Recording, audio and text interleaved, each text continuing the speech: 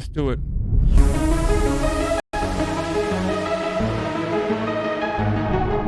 Let me tell my motherfucking story, because I hope the lady who tried to press charges on me, I hope she see this. So let me tell you what really happened that night. Let me talk about how much money I lost from this situation. Now I can cry and be serious and cry. There's blood all on the bed, blood all over my pillows, blood all over my sheets. She tried to press charges against me. First of all, how you press charges with someone who ain't doing nothing? Bro, I don't know what is going on. Like 90% of the fucking time, these TikTok people are just like blowing the fuck up and doing like horrible monster shit. And I've never even, like, I'm on the internet 24 hours a day, man. How do I not know who this person is?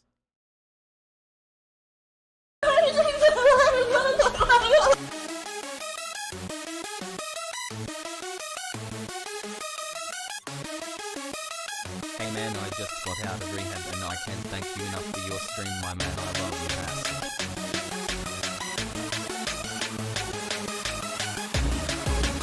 Is that Jeffrey Epstein? WTF is this, mate? It's barb culture.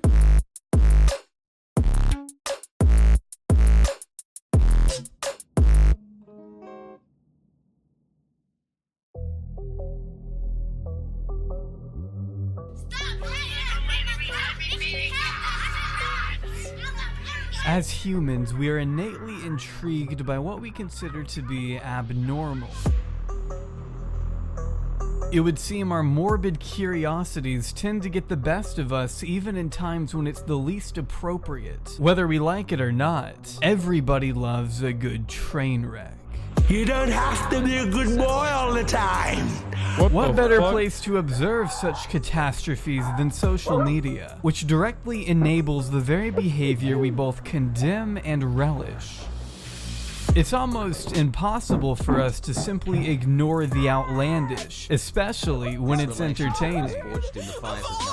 Just as we are often compelled to turn our heads towards a gruesome accident on the highway, we can't help but gravitate towards the strange and bizarre personalities that occupy our Instagram feeds. A phenomenon that has given prominence to one of the most infamous names on the internet, Lovely Peaches. I want to fuck a man while his wife sits on the other side of the room crying as he eats my delicious pussy in front of her very eyes. Oh, daddy, your wife don't taste this good, does she? Okay, so I actually took this guy virginity yesterday. He's 19 years old. Yes, hello. I was wondering if Proactive will work on my genital herpes. How does it feel knowing that your first time you caught AIDS? Should have stayed a virgin. Let me go. I didn't do anything. Shut up! Shut up! Instagram gave me my blue check back. Thank you, thank you, thank you. Bro, this is, oh my God, this might be worse than fucking most murders that we watch, dude. Yo, honestly, it's like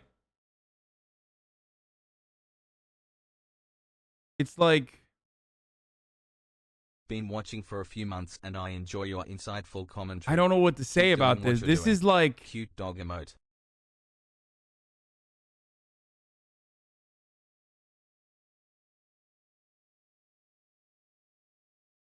I think it ends with a body.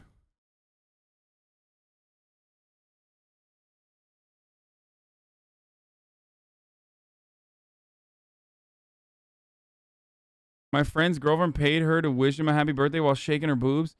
So the thing for me about all these content creators is that, like, again, the algorithm, we have talked about how the algorithm fucking churns out the most reactionary points of view, and like YouTube has like fucking created so many Nazis and all this stuff, right?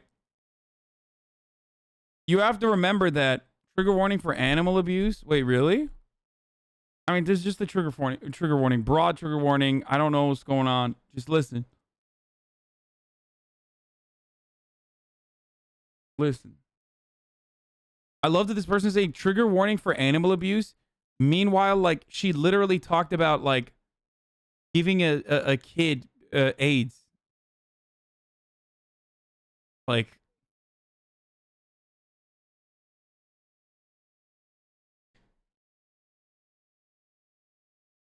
I don't know if I want to watch this, dude. This might be too gross. I'm probably gonna still watch it. But anyway,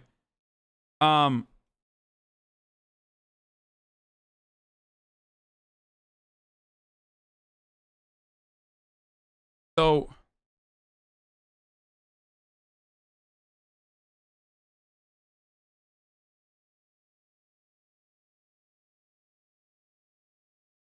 I've seen it. You don't want to watch it?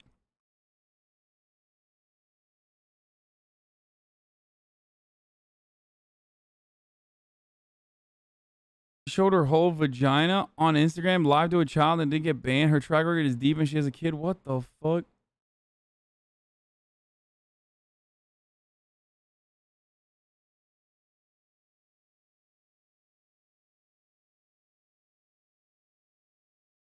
Oh no, dude. When I see you, I want to fucking fight you and I'm not fucking playing with you! Brittany Johnson is a 19-year-old social media personality whose rise to fame in 2016 to 2017 can be attributed to the barrage of psychotic acts she broadcast to the internet under the alias Lovely Peaches. Of course, she's had to change her name a couple of times after being suspended for, oh, you know, drinking toilet water. No! These are the ones! That's fine! Oh my god! Eating poop. I prefer green poop other than any other poop. Like when my poop is green, like I cannot even help myself. Making out with the dog.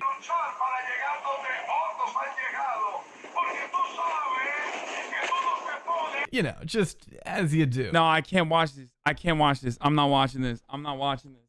No. I'm not watching this. This is too gross. This is way too fucking gross, dude. I can't. I'm not watching this, dude. I'm sorry. I'm sorry, boys. I need to save you from whatever the fuck's going on. Let's just watch like the family channels. You know what I mean? Like let's do a deep dive into fucking family channels. And you think it's funny, then that was 7 months ago. Maybe you need longer without a bedroom. He didn't get anything. He was sleeping on the floor in the family room. I, parent, am not responsible for how my child feels.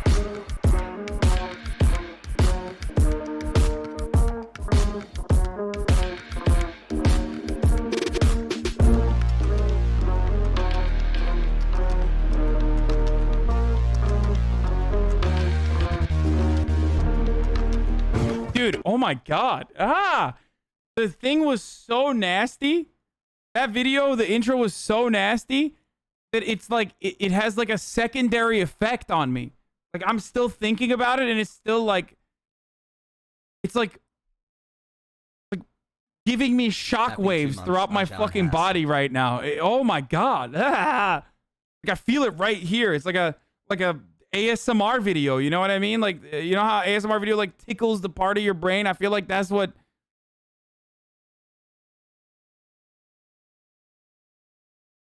I don't know if I'll ever be the same again, dude.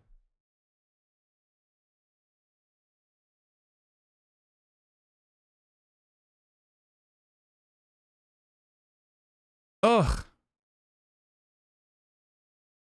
You know I've watched all manner of shit on this broadcast too. This was one shit too far. I mean, literally a human eating the shit. I don't know if it was like the way it was edited. I don't know if it was just like the sequence that they just like put it together in. I could not do it and I apologize, okay? At HasanAbi loved over the past year since I first watching you. Through the ups and downs you've that always was been crazy, man. That was still actually enjoying fucking things. wild, Hope you can dude. take some time off for yourself if you're wanting it. Cheers.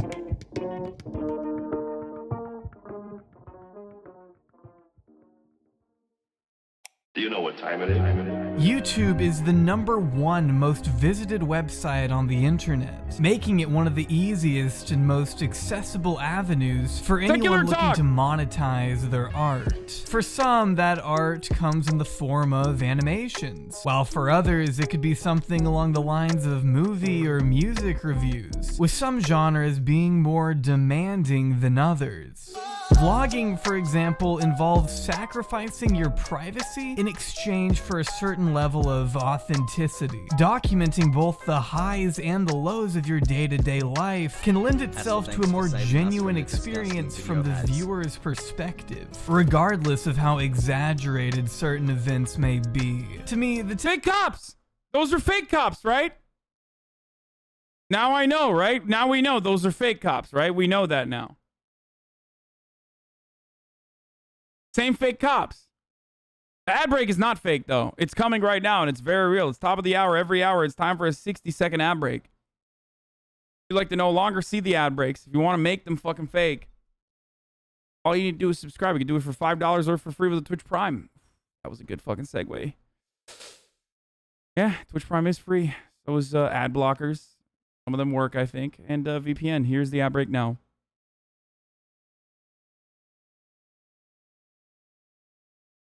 typical vlog is just content for people to live through. But it's this personal connection mixed with a stream of highly edited and entertaining videos that makes for a winning combination on YouTube, with many of these channels racking up an unprecedented amount of dedicated viewers regularly. But what happens when you bring children into the mix? And at what point does this steady stream of family-friendly content suddenly drift into exploitation? How much can truly go wrong when every minute detail of your life is presented to an audience of millions? I'd say this is a pretty important question, at least in the case of a woman named Ruby Frank. Whenever we start sharing the details of how we actually parent, we get a lot of upset. Uh-oh. Ruby and Kevin Frank are the owners of a popular family vlog channel known as 8 Passengers, where they upload around 3 videos a week documenting their lives for a dedicated fan base of over 2 million people, garnering well over 1 billion total views since their launch in 2015. With her husband preoccupied as an assistant professor at BYU, Ruby ultimately runs the show, along with her 4 sisters who also maintain channels of their own. Oh my God, he said BYU, boys. That's it. That's it, dude. Mormons. Automatic content machine, dude. Brigham Young University, where pornography is banned. Kind of like the entire country of Turkey.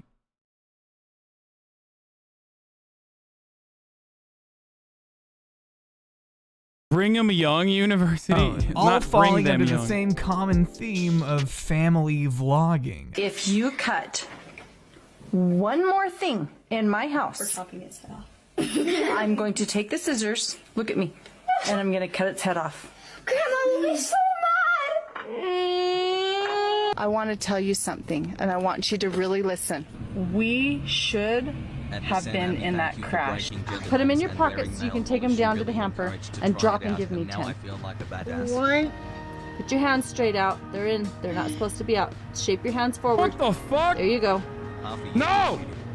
1, 2, down further. Bring your butt down. Through her years of lifestyle mommy vlog entertainment, Ruby has accumulated a net of almost 500,000 Instagram followers and a rough estimate of $2.5 million. Though it's hard to imagine Ruby's enormous success without the help of her 6 children, all of which I will be censoring for the sake of respecting their own privacy. With 2 boys and 4 girls, the ages of these children range from 17 all the way down to 6 years old. In fact, the very first video on the 8 Passengers channel was the gender reveal of that very 6-year-old, meaning this fast-paced YouTube vlogger lifestyle is all this 6-year-old girl knows. Her life has been subjected to the cruel lens of a video camera since she was literally in the womb. But hey, I'm sure that'll have no greater impact on her development whatsoever. I mean, how would you feel if the most critical years of your growth had been exploited for the sole purpose of granting your parents monetary success and online prevalence. In terms of the 8 Passengers channel, the controversy surrounding this lovely couple runs a little deeper than what you may see on the surface. At first glance, they may seem like your typical run-of-the-mill family, simply trying to share their joyous journey with the rest of the world, plus a few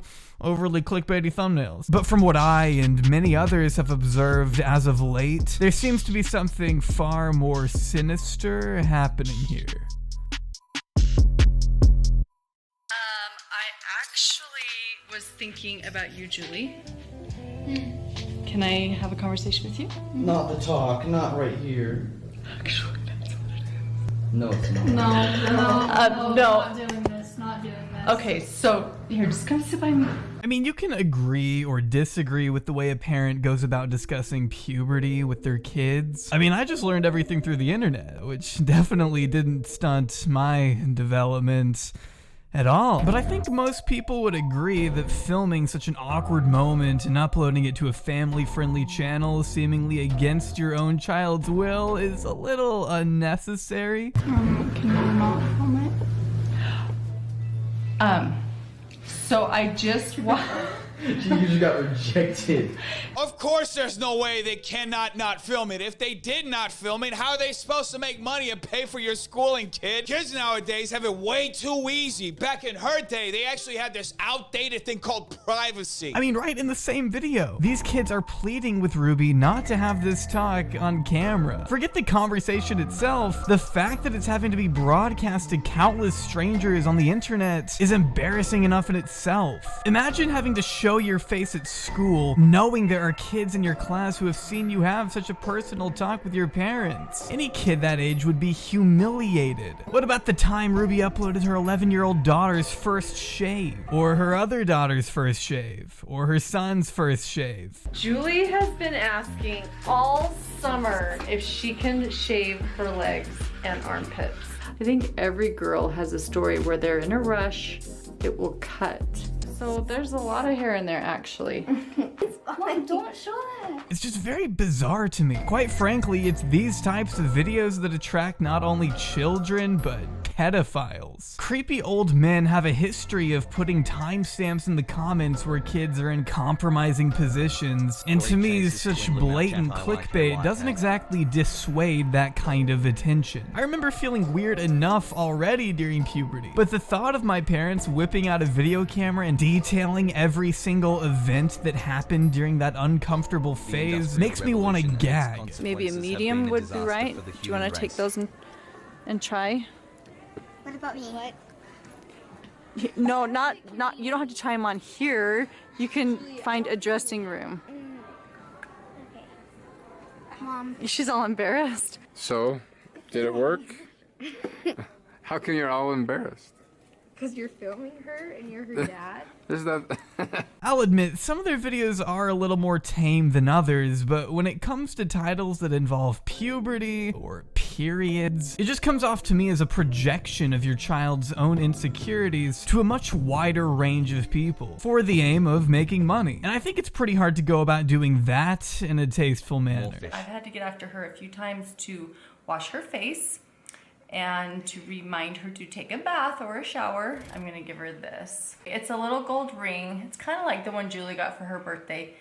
And I'm just gonna tell her that when she wears it, to remember that her body is a blessing and it's a good thing and everything that's happening to her is good, and remember to take care of it. I just keep going back to the thought of having their friends at school being able to access all of this. And when I say friends, I mean it pretty loosely, since it would seem they don't have any, according to them. And now I have no friends. You can play with friends. No, like I don't have friends. I don't have friends either. I literally like told my friends I'm not hanging out with them anymore. I don't even know where they live. These kids have been pretty open with their mom about their lack of friends at school, which would honestly be crushing to any mother with a heart. But in the case of Ruby, it would seem that despite her apparently strict militaristic household, it's not hard to see where her priorities lie. Chad hasn't had a flip phone, a smartphone, any kind of phone, and it's been over a year. And I still have no intention of returning a phone. Abby, we took the phone away from Abby in November. And you may never get the phone back. Probably not. If I was to go back and read you anything in parenting, it would be not to give the kids a phone. Yeah, so there will be basically no technology over the summer. Look, I get it. You shoehorn enough of your miserable life into the spotlight that it's only natural for the more negative sides to show themselves. But openly denying your child the most basic necessity is a little bit more than 30 seconds out of a 20-minute video, as described by the eldest passenger on Instagram. I just got a text message from Eve's teacher, and she said that Eve did not pack a lunch today, and can I bring a lunch over to the school? Responded and just said Eve is responsible for making her lunches in the morning, and she actually told me she did pack a lunch. Like, I'm sorry, but what did you really expect from a 5-year-old girl? My mom is a kindergarten teacher, and I know for a fact those snot-nosed cretins cannot be expected to tie their own shoes, let alone remember to prepare an entire meal for themselves. Hopefully nobody gives her food and nobody steps in and gives her a lunch, because then she's not going to learn from the natural outcome. So what, you just trust that if your kid feels hungry enough by the end of the day, she'll learn how to pack her own food more diligently next time? You've got a little treat there, some Nutella sticks. Why does she take the sandwich out and then put it in a container? Oh. Yeah, maybe because she's 5. She doesn't know what to pick out because she's a child. If I had to pack my own lunch at that age, I'd be eating nothing but goldfish and Gushers 5 days out of the week. My hope is that she'll be hungry and come home and go, oh man, that was really painful being hungry all day. I will make sure to always have a lunch with me. I know I'm not exactly experienced in this field, but I could never see myself doing that kind of thing as a parent. The definition of neglect in most states is the failure of a parent or caregiver to provide needed food, shelter, clothing, medical care, or supervision to the degree that a child's health, safety, and well-being are threatened with harm. The first part of that definition should ring a couple bells. My job as a parent is to provide for the needs of my kids, the needs that they cannot meet themselves. You know, providing food, providing a safe place. Kids have a really hard time providing their own safe space. That is my responsibility. They're gonna think you're torturing him. Stop it. I know you're not, but it looks like you are. Okay, Russell. I'm only gonna say it one more time. Listen, you guys wanted me to watch JCS videos about murderers, so I decided, fuck that. We should instead watch how to make serial killers, because this is how. If you're wondering how you create an entire generation of serial killers, do this. This one trick, okay? I'd be shocked if they come out normal after any of this, dude. This is the pre-JCS. You never get the prequel origin story of JCS.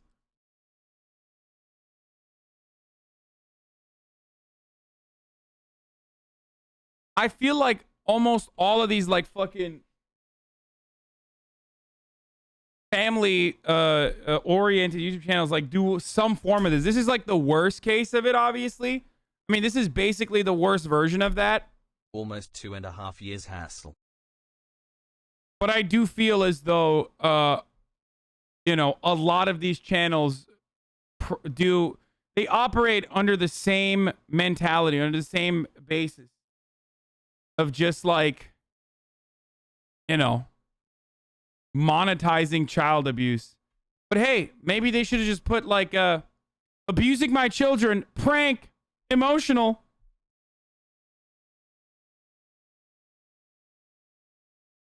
So there you go. That's how it's safe now. And then you're gonna lose the privilege to eat dinner. Never mind the fact that her youngest daughter somehow slipped away and fell down a gutter or something. I don't know. I could barely find any information about this. One of the reasons Oh, no! What are you doing? You are so crazy, girl!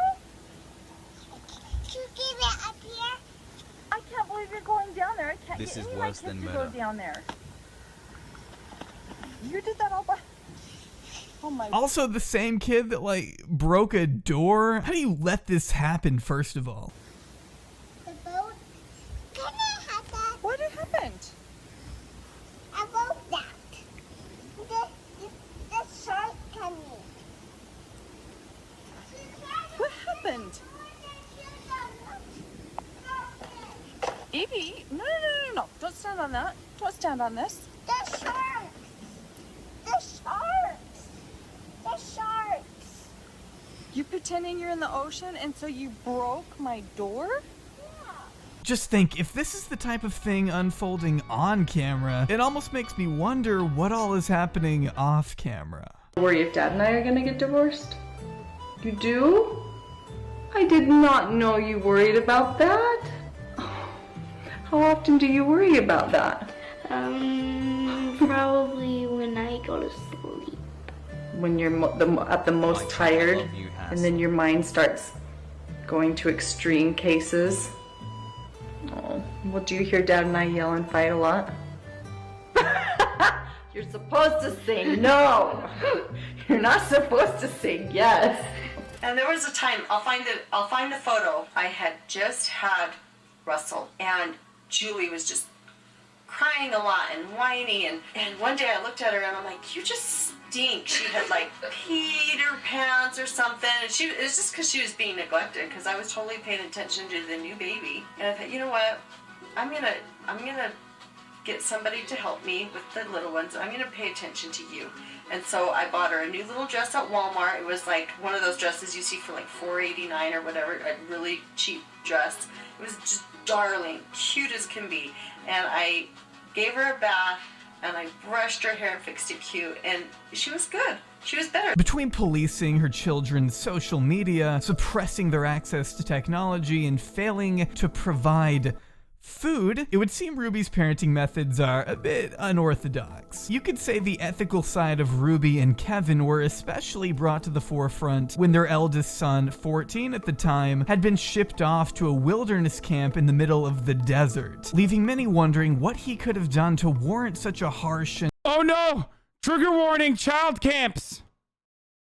And otherwise life-altering punishment. We decided it was best to clue you guys in on what's been going on a little bit with Chad, and why Ruby and I are in a hotel room right now. But first, we have a sponsor. Did you know that Jay and J.R.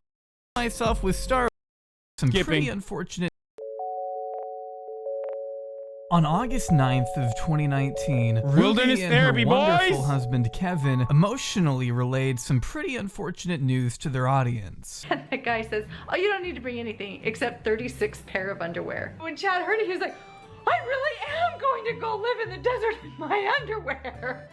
Is the music necessary? Is it really necessary? I don't think it's necessary. Chad today has just entered the HasanAbi Foundation Wilderness Therapy Program, where he's going to spend the next 8 to 10 weeks living in the HasanAbi Desert. Yeah, the desert mountains of Arizona. It became evident that some unspecified behavioral episodes had led the couple to their final decision of sending their 14-year-old son to live in the desert to be fixed, I guess, where he would be stripped of all his basic commodities and forced to adopt a new minimalist, rugged way of living. The mindset here, of course, being that this change of pace would give him a new appreciation for the luxuries he has at home, assisting him along his spiritual journey with God. So the idea is with wilderness therapy is if you can survive with these peers in the wilderness with nothing more than the clothes on your back and a couple of field supplies, then there's nothing in this world that you can't tackle. And they said, like, it's like the real wilderness out there. There's snakes, there's bears, there's coyotes, cougars. Like, it's the real deal. We want Chad to have some of those experiences. I think close encounters would be good for him. Yeah, because those types of experiences can teach you what's really important. And he'll come home and he'll be like, dude, I survived and there were bears. I can do anything. I'm not scared at all about that kind of stuff. What I lose sleep over is when kids start self-sabotaging their own efforts. Yeah. That's the kind of stuff that really concerns me. Just to stick it to their teachers or to stick it to their parents or family. And the only person they're really hurting is themselves. Shut the fuck up. The HasanAbi Foundation describes itself as a troubled teens wilderness organization, specializing in restoring and strengthening parent-child relationships. Oh, and they're nonprofit, so they don't pay taxes either. Although they claim to be against behavioral modification on their website, I did find a Glassdoor review from a former staff member who insisted HasanAbi was more geared towards troubled teens by Mormon standards. The anonymous trail worker went on to describe the heavily dense Mormon staff as having minimal prior experience with kids, let alone troubled ones, vaguely alluding to the way certain campers were treated compared to others. I understand it's hard to gauge the legitimacy of an anonymous review, but the so-called therapeutic tab on their website hardly provides any insight to the specifics of their approach. It seems to throw out a bunch of vague, indefinite terminology that applies to a generally holistic set of principles. And although I don't know the specific issues their son is seemingly dealing with, it just feels counterproductive to ship any child away to a camp so loose in its approach to treatment. Like, what even are the essentials of a healthy lifestyle? And how does teaching these basic things help somebody struggling with substance abuse? It's like putting a band. I loved it. Like, they basically admit the reason why they're sending their child there. I know that it's like also Mormon, but so that, you know, add insult to injury. But the reason why they're fucking sending their kids there is so that the camp tortures them. And then that way the kid will know better about how great things were back home. Like, they admit it as much. They admit it. They literally fucking admitted it, dude. That's crazy to me. Band-aid on a bullet wound. It's not exactly the type of information to give me peace of mind. A chance for like a reset, like a start over, like a do-over, like a fresh beginning. Yeah. So look, I can't really tell any parent how to raise their kids. I don't have the expertise, so I'm not exactly in the know when it comes to the way their children behave. Or at least I don't pretend to know as much as they do. But there is nothing, and I mean nothing, my kid could ever do that would make me think, you know what would really help? Forcing them to sleep on the ground in the middle of the desert. Call me crazy, but that very concept sounds like it could worsen whatever it is they're already going through. Like, I'm sorry, Ruby, but in what universe would it be beneficial to pluck a troubled individual out of their element, in this case seemingly against their own will, and throw them into an entirely new environment where they're forced to hold their own against new circumstances they've never been exposed to? I wouldn't know how to react. I'd feel betrayed. To me, it sends a message of, we don't want you here, which can only work to damage the trust necessary between a child and their parent. I'm not saying every experience with these camps has to be negative, but the dangerous potential of these decisions should not be overlooked either. And if you're from a family, and I know you are, you know that there are things that happen in your family that other people don't know about. And it's the same with our family. There are things that happen in our family you don't know about. We don't film, we don't share, so just trust us that we're doing what's best. I'm really excited for Chad. Again, I don't know what's best for their family. I don't claim to know everything that goes down behind closed doors. In fact, according to her son, he had a great time. Granted, he said this in front of his mother on camera, along with this. So me deciding that my stomach ache was Chad's fault was not seeing things in truth. Right. But I really, really want to blame him. Because I just want to be able to eat my dessert and Oreo cookies without stomach aches. And so then send me off to another wilderness camp again. So take that as you will. Chad, come do a Q&A. Where did you go? HasanAbi. And where is that? Arizona, Tonto National Forest. Okay, why did you go there? Because I was a bad boy.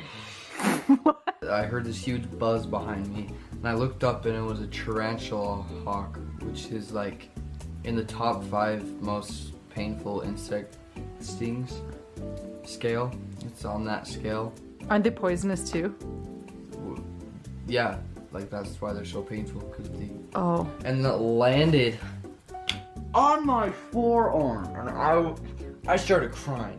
And I was alone in the woods. Although it was never really specified why he was sent to Anasazi in the first place, we know of some other behavioral complications that led to further punishment upon returning home. According to a deleted video on the 8 Passengers channel, the now 15-year-old got into some pretty hot water after a series of pranks on his younger brother. We never told our viewers. That I woke Russell up at 2 in the morning and told him that we're going to Disneyland and he has to pack. And he got up and made his bed all neatly and then packed all his clothes in a suitcase. And then he walked out the door and I'm like, Russell, and he's like, what? And he's all happy. Has his sunglasses on. And I was like, we're not going to Disneyland. And he started crying and hitting me. And then he went back to bed in tears and then... So that was not the reason you lost your room, but that was... Well, the other reason is because I pointed a BB gun at his face. Pointed a BB gun at his face and hung him on the basketball. Pretty typical if you ask me. I think all siblings are going to pick on each other at one point or another. That's just how siblings are. The pranks me and my sister used to play on each other growing up make some of these look pretty tame by comparison. And in my opinion... Uh-oh, someone's going to fucking corrective behavior camp. That's right, jaubrey. That's where you're going. Time to get a fucking, tarantula attack of your own, okay? Lying to your brother about a Disneyland trip and letting him hang from a basketball hoop is entirely less cruel than what Ruby saw fit for punishment. My bedroom was taken away for 7 months and then you give it back like a couple weeks ago. What? I don't think our viewers know that. You've been sleeping on a beanbag. I've been sleeping on a beanbag since October. And they gave my room back like 2 weeks ago. Chad showed that he was not able to manage himself sharing a bedroom with Russell. So when we moved, the bigger room in the basement was automatically his, and I didn't have a room. It was only revealed in this video from 2020 that the Bro, okay. Remember how we were talking about like helicopter parents and yada yada and how that's child abuse? Like, this is child abuse, okay? People were wondering. This is it. This son had been sleeping without a bed since October. For over half a year of his life, this child was forced to sleep on a beanbag chair because he pulled a few distasteful pranks on a sibling. He's 15. I understand. The irony is the parents are also pulling a prank called child abuse for YouTube content. When harsher forms of punishment are sometimes justified, but I don't know when it would ever be appropriate to take away your child's own bedroom. So a lot of you are like, hey, that's not fair because Chad got the lesser bedroom and Russell got the bigger bedroom. Russell got the big bedroom and Chad got the smaller bedroom. And Russell's bigger bedroom. I feel like white American parents have two speeds, like whatever the fuck this Nazi shit is. Or just like letting your kid call you by your first name and like calling you a cunt and stuff. And nothing in between. Both of those speeds involve leashes for some weird reason. Why are they doing this? I do not know. Also had a bathroom. But what you guys didn't know was Chad didn't get any room. He didn't get anything. He was sleeping on the floor in the family room. Not only is there an ethical issue with this, but think about all the physical side effects that could come from sleeping in a beanbag chair for that long. You're just asking for back pain, spinal issues, and this was right after he got home from that stupid wilderness camp too. So not only... I'm kidding, white people. Don't get upset at me. It was a joke, okay? I'm sure some of you have incredible parents. Did the camp evidently not work, but I guess they figured he didn't need a comfortable place to sleep anymore. Just look at the way Ruby's face changes as soon as he brings it up. It feels like we're not even supposed to know about this. Can't imagine why, of course. She only kept it under wraps for about 7 months. Maybe I'm a little too soft though, right? Maybe I'm insane. I don't know. But to me, you shouldn't be punishing your child so ruthlessly after their trip to a correctional camp. You should probably be rewarding rewarding them after such a daunting and distressing experience, but yeah, that's just me. Maybe I really want my kids to turn out as snowflakes, I don't know. We need to face challenges, we need to face hardship. They're kind of hot though. Like, this dude is a BYU professor, like, you know, he was piping up students, you know, every TA. And pain to develop resilience and grit, and that's what leads to success in life. If we make things easy on our kids all the time, they're going to grow up to be snowflakes. Yeah. And the things Come on, bro. He was just sister wife shit. Chill. Some of you have never been to college, and it shows, okay? We show and share, and the things that many of you are criticizing and calling abusive are actually things that mental health professionals have counseled us to do. The most worrisome characteristic I find with parents in these situations is that they don't seem to have insight. They don't seem to be aware of how they could be causing harm. We see a lot of defensiveness. For example, in a video that Ruby put on Instagram, she said if people were looking at her parenting and being critical, those people might be projecting. Ruby and Kevin have a unique way of deflecting any criticism back onto their critics, becoming overly defensive anytime their own parenting skills are brought into question. And although I can kind of understand their frustration, I think it's completely within reason to examine whatever people decide to publicize online. In the case of these channels, they're explicitly picking and choosing what parts of their life to showcase. And assuming these clips reflect reality, it's only natural for uproar to ensue. I want to go to the grocery store and I want to make dinner tonight. I could go into denigration and say I'm not a good mom, or I'm not as good as other moms because other moms don't make their kids fend for themselves 3 nights in a row, which would be comparison, and I don't know that. Maybe other moms do. Like, I don't know what they do in their homes. But what I do know is that I am unchanging, and I can choose any day now to go buy more groceries and make a more decent meal. And I can feel centered instead of feeling shameful. But their parenting is just one piece of the pie. You also have to consider the pros and cons of recording certain events to begin with. For example, it's one thing to discipline your kid in private, but it's another to do it with a camera shoved in their face only to be monetized. What? Why did you open this? I didn't. Eve did. Eve! She finds everything. Go put this in my room. Where is she? Evie, you are not supposed to open your packages. Is that mine? You know the rule. We're not supposed to open packages that are on the porch. Only mommy does that. You have a birthday coming up and now you saw your present. Sorry, Mom. Kids can't exactly just get a new fucking gift, you psycho. You bought it with the content that you made and the money that you generated by exploiting them anyway. Sent to this kind of coverage, and if it doesn't have enough of an effect on their lives now, think about how all of these clips could potentially be used against them in the future. There's no privacy. Some have likened it to living in a transparent house, but I think it's actually worse than that. If their house was actually transparent, then people would have to drive by to see in.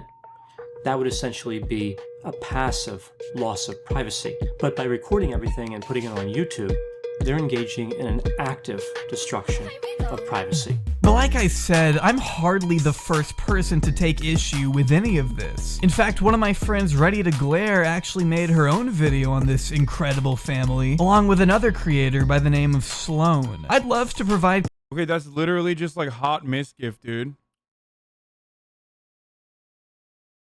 That's so weird. This guy is actually Mizkif.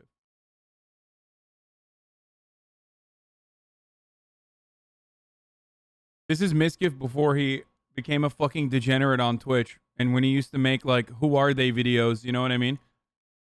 Like, actually made good content, actually hot, old Mizkif. It's not just the fucking eyebrows, dude. Are you kidding me?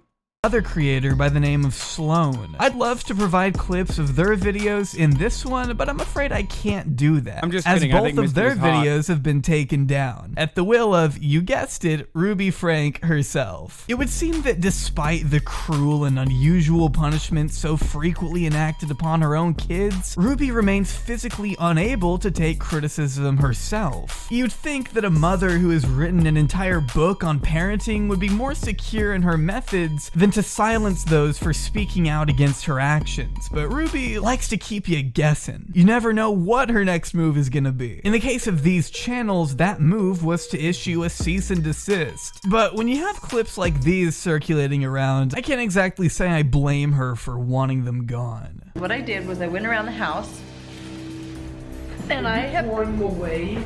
Yes. That's my homework. Oh, wow. Homework. I need that to turn that in tomorrow. No, I'm serious. That's like half my grade right now. If you have something in the bag that you would like out, you can pay cash for it. So you learn the value of your items. Family vlog. Dude, I have yet to see a single thing libertarians would criticize in this entire video. Not a single one. Top to bottom, everything in this video, including that last moment, is literally a certified libertarian moment. Monetizing your children as slaves. Putting a fucking dollar value into like every minuscule commodity.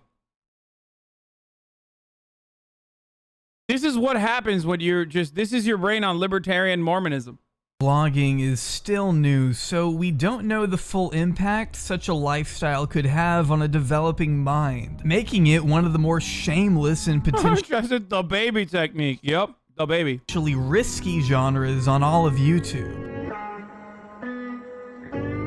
If a parent wanted to make their own channel documenting their personal journey of raising a child, sharing advice without said child being involved in the making of those videos, I don't see a problem at all. But when you begin to incorporate children as young as 5 and 6 into your content, they become directly associated with your brand. The kids are literally the selling points of these vlogs, and filming every minuscule moment of your child's life since the day they burst out of the womb not only puts their own privacy at risk, but could potentially harm their perception of the world as they get older. We've already seen the catastrophic effects fame can have on child stars in Hollywood, so just imagine what that kind of attention could do when you don't even get a break from it in your own home. I imagine having a camera shoved in your face must stifle certain experiences. Like, what the fuck is gonna happen to Ryan's toy reviews? You know what I'm saying? Like, I want to know.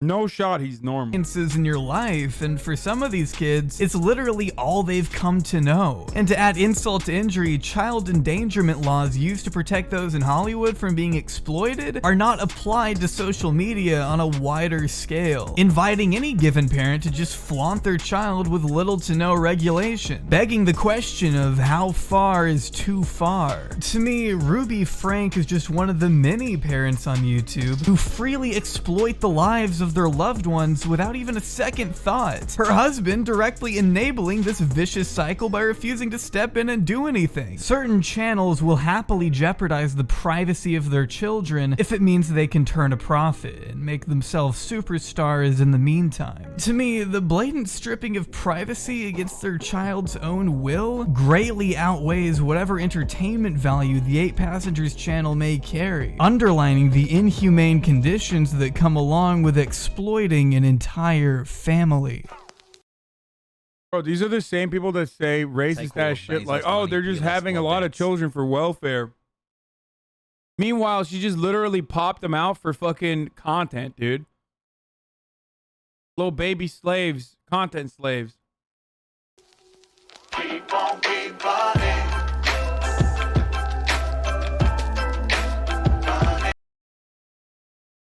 What the fuck? Legacy of Romeo Lacoste. I know him. What did he do?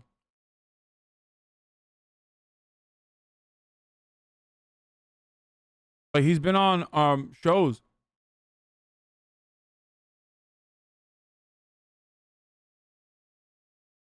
He's a pedo? Oh no, that's crazy. He's a big pedo? Who's Bobby Burns? Dude, we just watched child abuse. I don't want to watch fucking sexual assault on minors too.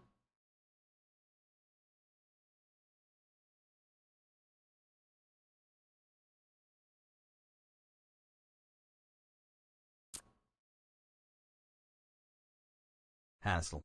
Unless you guys want to watch it, and then in which case I will, but...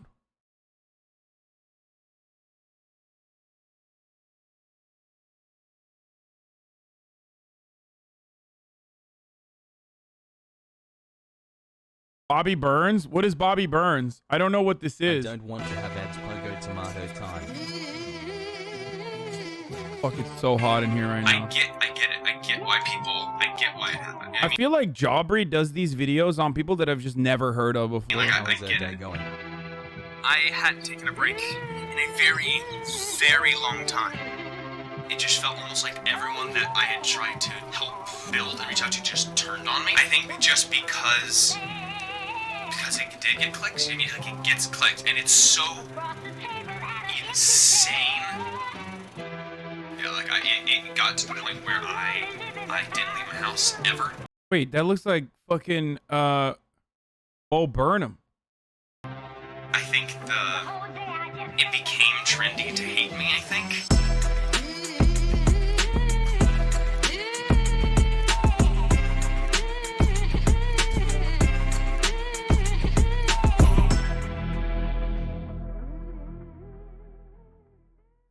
Let's talk about the guy we all love to hate. Shane Dawson is one of YouTube's earliest pioneers and still remains one of the most talked about creators to this day. Shane Dawson is proof that, like, you can't always fix shit up when you got money, okay? I'm sorry if that comes across as insensitive, but, like, virtually every other person that made as much money as Shane Dawson really fixed this shit up, okay? I know he's got a big fandom and people are probably going to get mad at me and stuff. But, like, how are you just... He just looked worse over time. The more money he made, the worse he looked. And that makes no sense to me. Kind of starting to get a little weirded about everyone's radio sounds on the whole Virgil Texas situation. I don't know if you covered it, but if we're on the subject, I thought I would bring him up. What Virgil Texas situation?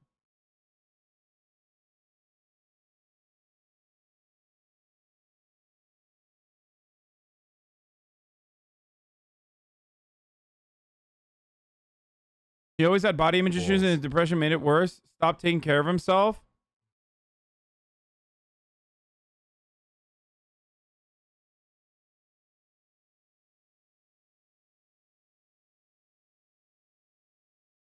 Shane look like that to appear relatable? I doubt it, dude. No one fucking does that to themselves to look relatable. Poor and gross is his aesthetic. He's trying to be relatable by saying he's poor every 5 seconds. How? Everybody knows how much money he fucking had. Hey, with his contentious... He's a major groomer? What?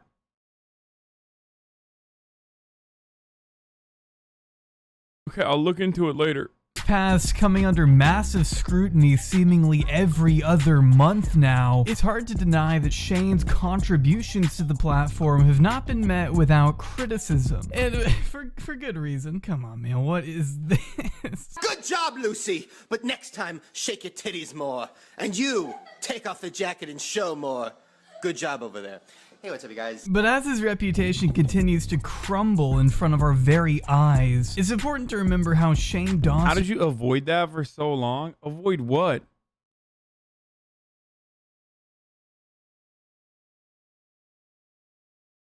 That clip of Shane calling himself poor wrapped in a Hermes blanket? Show me that, please.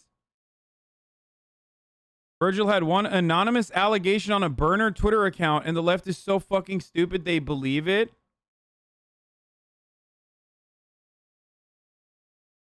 Okay, now I'm confused. Are we talking about Shane Dawson or Virgil Texas? Because you're talking about he grew, like, the cat thing is fucking Shane Dawson, right? Like, he talked about fucking his cat. I remember that.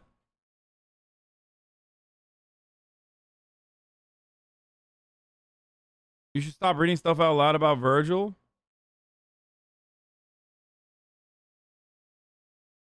Self-report, that's a BJG fan. Okay, we're just watching this, okay? I don't know what the fuck the other thing is. You avoid everything.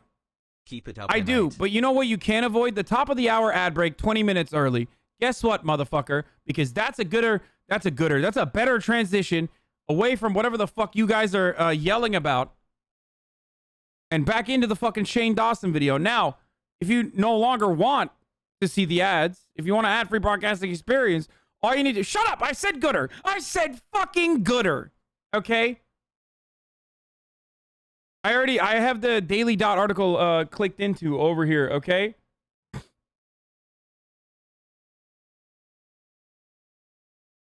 Tons of bitches.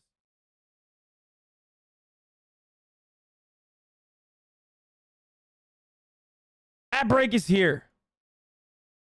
You can avoid it by subscribing with a Twitch Prime for free or with a $5 subscription. Here's the ad break now. Okay. Was once commonly affiliated with the I should watch a different streamer. I really should. rehabilitation of broken individuals. In recent history, he's actually worked to reconstruct the shattered careers of some of YouTube's greatest villains, turning an otherwise negative situation on its head and satisfying every party by offering a new perspective into the lives of select online personalities. But at what point can a person's generosity go too far? Bro, that's actually brilliant.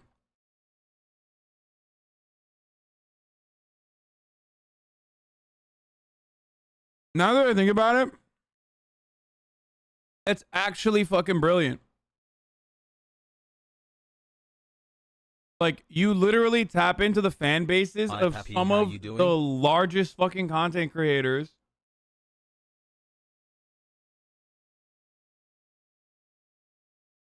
No, I called out a chatter for baiting me at You said gooder. Did I? I think it was like, yeah, it was. I think I literally ran the fucking ad at the same exact time that I called out a chatter on. Oh my god, that's so bad. I'm sorry, chatter. When does a seemingly simple It was act literally the exact same time, dude.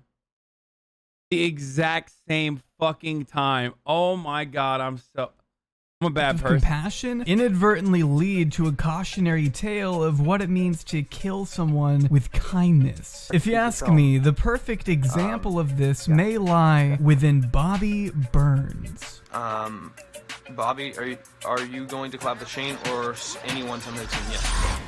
But first, I want to thank our sponsors, Storyfire. If you've been watching YouTube for as long as I have, you probably... Professional YouTuber. But before anything else, let's figure out how Bobby got started. Hey guys, so about 2 weeks ago I told you I was going to tell you the story about how I moved from Nashville, Tennessee to Los Angeles into this house to become a professional YouTuber. And guess what? It's now time for that story.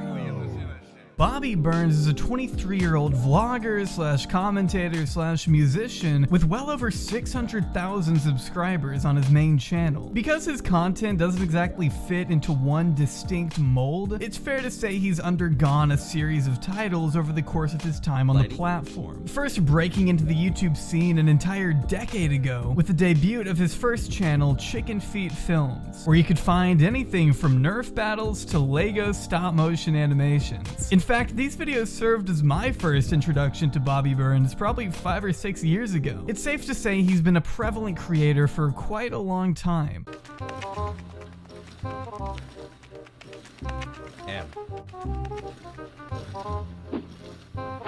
the fuck did you do this?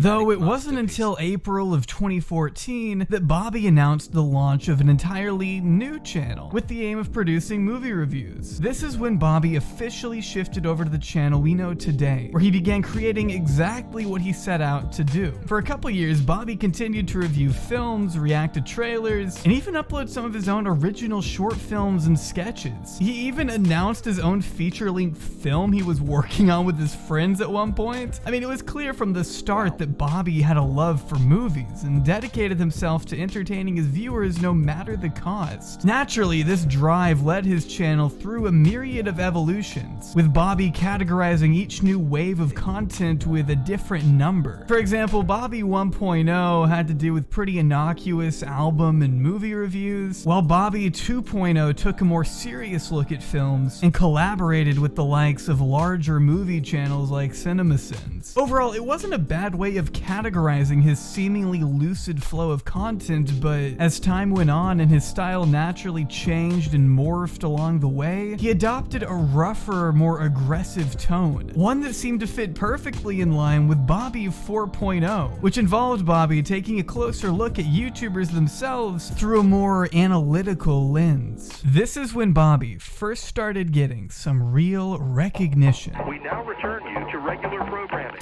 Today, we're going to be talking about his main thing he does on YouTube is he reviews food and drinks. Everything that Anthony says in this video is so intentional. On June 26, 2017, Bobby Burns uploaded a scathing critique of YouTuber apologies, using Anthony from Smosh as a catalyst to delve. Wait, what did he apologize for?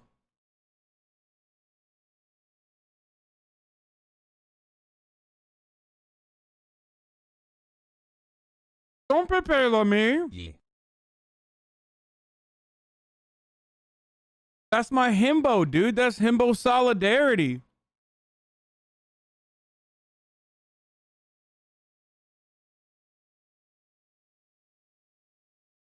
Oh, it's just for leaving Smosh? Hey, buddy, you really missed a lot of internet while you were at TYT, I think? Yeah, because I was fucking literally nonstop politicking. Deeper into the disingenuous emotions frequently displayed by online personalities. Well, this video ended up taking off and garnered well over 1 million views in a pretty short amount of time. One of the first real glimpses of online notoriety Bobby had ever received at that level. So naturally, he began to make more and more until his uploads were mostly commentary having to do with the lives and careers of other YouTubers. Not too dissimilar from what you may get from The Right Opinion or Primink today. Ultimately, his career was being set up for long-term success, so long as he continued delivering the content his new subscribers were tuning in for. Here's a list of things that I've come up with to look out for when watching a YouTube. That was a lie. I just realized I didn't know anything about this YouTube shit because I was too busy getting laid, dude. Video from a YouTuber you really enjoy when they're talking about something that seems very emotional or hard for them to deal with. The videos were complete with creative skits and nuanced perspectives. Bobby was finally making a name for himself as well as paving the way for more channels like his in the meantime. He was doing really well. That is until a very peculiar upload. So you might be saying, oh, do you have a problem with that, Bobby? So another YouTuber making money off something that someone else enjoys? Not necessarily. I have a problem with people manipulating people. Ultimately, I would argue Bobby would be in a much better... Bro, that's such a whack... Dude. That is the... Oh my god, you guys are still hasmodding. Oh my god. Okay, chat, fucking calm down. Oh no, you're still hasmodding. Okay, stop. Stop! Okay. The point I was going to make is like what this dude is doing, like talking about how other YouTubers are manipulating their audiences, like, oh, I just want to expose the fakes. Like, no, you are trying to make yourself appear more authentic when in fact, the only reason why you're doing this is because you want to fucking take a piece of their clout and make your own brand, and your own brand is shitting on them. I don't know why people aren't more honest about it. Especially when like the ultimate goal that you have is so basic. Oh, I just don't like fakes. All right, dude. Yeah, cool. Like at least I have like a consistent ideological position. a world that I want to fucking live in. But yeah, it doesn't hurt that, you know, reacting to YouTube videos brings a larger audience into this fucking community who then will learn more about politics from someone like myself. But I'm not going to sit here and act like, oh yeah, dude, yeah, I totally like, you know, I just, I do this because, you know, not because like it reaches a larger audience. Thank you, mods. Is with a tactical 30-second nuke, dude. Get fucked, hasModders. I'm better so hot. place Hold on, today I gotta had he never made this video. In November of 2017, Bobby set his crosshairs on Shane Dawson, and he didn't exactly hold back either. Making terrible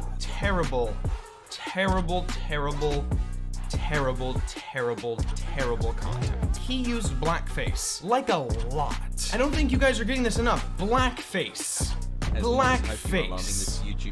This person, blackface. Now, although looking back, I think a lot of the criticism here was actually pretty valid. Not everyone felt the same way at the time, and it became one of Bobby's most contentious videos to date. The like to dislike ratio is one of the worst I'd ever seen from Bobby at the time. This show Shane does is a conspiracy theory show where he sits down and he goes through all these different popular conspiracy theories about things. Wait, so YouTube stands were like, we don't give a fuck that our content creator did blackface, like fuck yourself? I mean, he was right. That's crazy. Are you fucking kidding me, dude? Little babies on YouTube is fucking nuts. Things that are going on in the world today in 2017. The only problem with this is that almost none of them are fucking conspiracy theories. I have so much I want to say about this 17-minute video. Let's get started. But it's also not really a bad thing to generate a reaction so polarizing. Just means a lot of people had some strong opinions on what he had to say. One of those people being our favorite cat boy himself. Hey, what's up, guys? So today I'm going to be trying something a little bit different. Something I've been a little nervous to do, but I feel like it could turn out to be actually really mind-opening. See, Shane decided he was going to try something new, filming his reaction to a hate video. Evidently, the video he finally landed on just happened to be that of Bobby Burns. Now, usually you would think Shane would just respond to some of Bobby's criticisms, offer his own rebuttal maybe, and move on with his day, right? Well, that's not really what happened. I like this. I like this. Ooh, I like the background. I like the camera. He looks like he showered. Can't relate. And instead of just like sending him an email or tweeting him, I think what I want to do is fly him out here, bring him to my house, and confront him in person.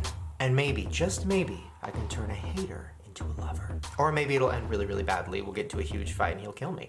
As his conspiracy videos were growing trite and repetitive,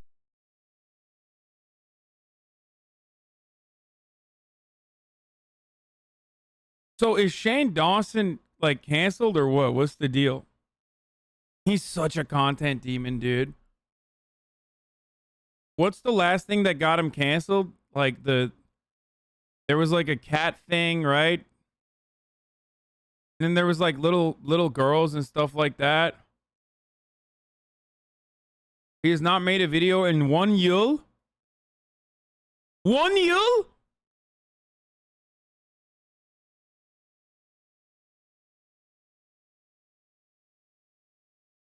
Jaden Smith, blackface, grooming, pedophilic behavior, the cat thing.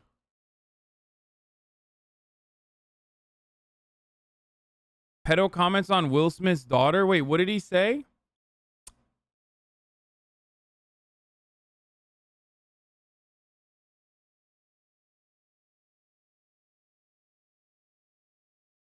Did you guys know that Willow Smith was a Young Turks fan and apparently like we made her cry? Will Smith talked about it in an interview when we were making fun of like Willow Smith and Jaden.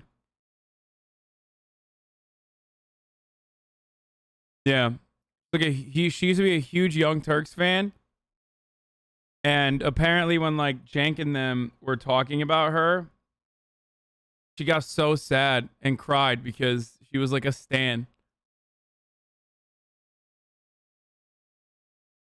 No, she's a Scientologist. No, no.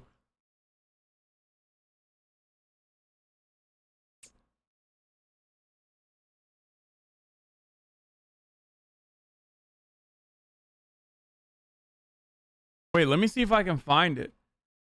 Let's see. Will Smith literally talked about it in an interview. Let's see if that interview is still around. It's an old ass one, dude. Production of What? No, this isn't it. What the fuck? Will Smith film exits over Georgia laws? No, I don't care about that. Will Smith says his daughter is... Oh, here it is. Here it is. Here it is.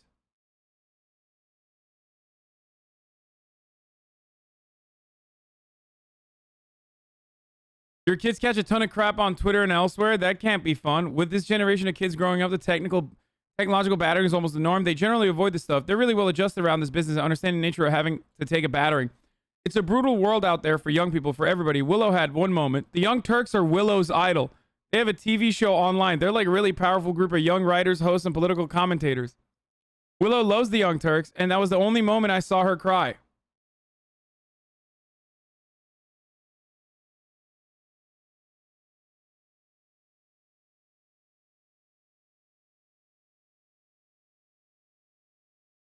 It wasn't me. It was Jank. But still, at the time, I thought it was like... I mean, I made fun of them too, but I don't think she saw me making fun of them. But Shane did a video where he pretended to masturbate to a poster of Will Smith's daughter when she was 11. Oh my God, why would you do that? What the fuck? Oh God!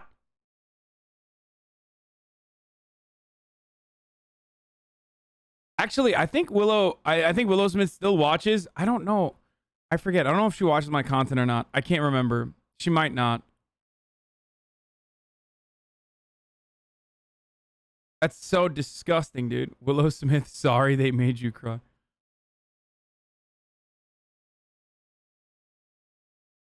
Pedo jokes were the thing back then. Like Pedo Bear was popular. Oh, why did TYT make fun of them? TYT made fun of them because, I mean, they had like this interview and it was really, the interview was like kind of strange, you know, the Indigo Kids. I think that's what it was. They called themselves like the Indigo Children or something.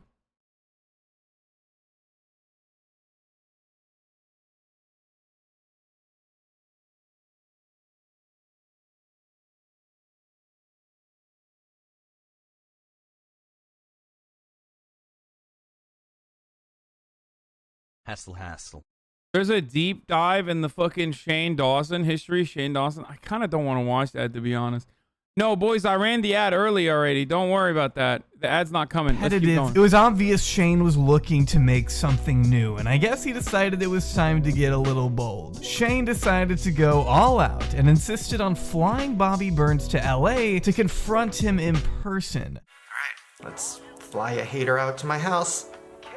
This is a bad idea. See you soon, Bobby Burns. Getting to know someone as a person face to face is an entirely different experience than just watching glimpses of their lives unfold online, and that's something Shane set out to prove in his first collab. But keep in mind, this was also before he took the plunge into the YouTube docuseries world, so it's fair to assume he didn't exactly know the full scope of what he was about to get himself into. I don't think I thought this through completely. Because I don't know if he actually... Okay. Can I just ask a question? I hope people don't get mad at me. Shane Dawson's gay, right?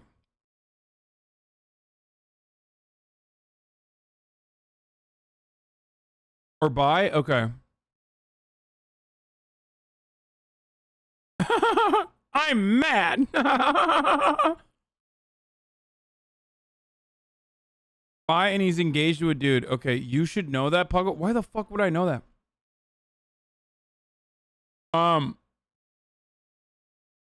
So, but he wasn't like, he didn't come out until like later, right?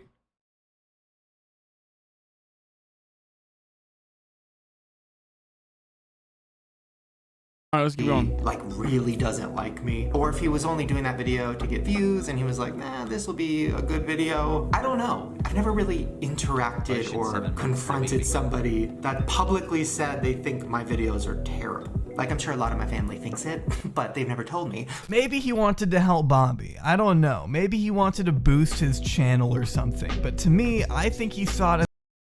Can you show the title to give credit to the creator? Can you show the title and the channel to the creator you're watching to give credit to the creator? No. I hate this content creator. And I'm willing to bet he would be very upset if he found out that I was watching his videos right now.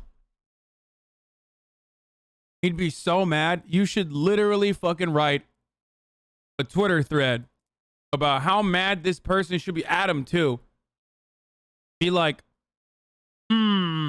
this guy is watching your videos and he's not even fucking, you know, showing the title at all times. I bet if he found out, he would be so upset. Let's keep going.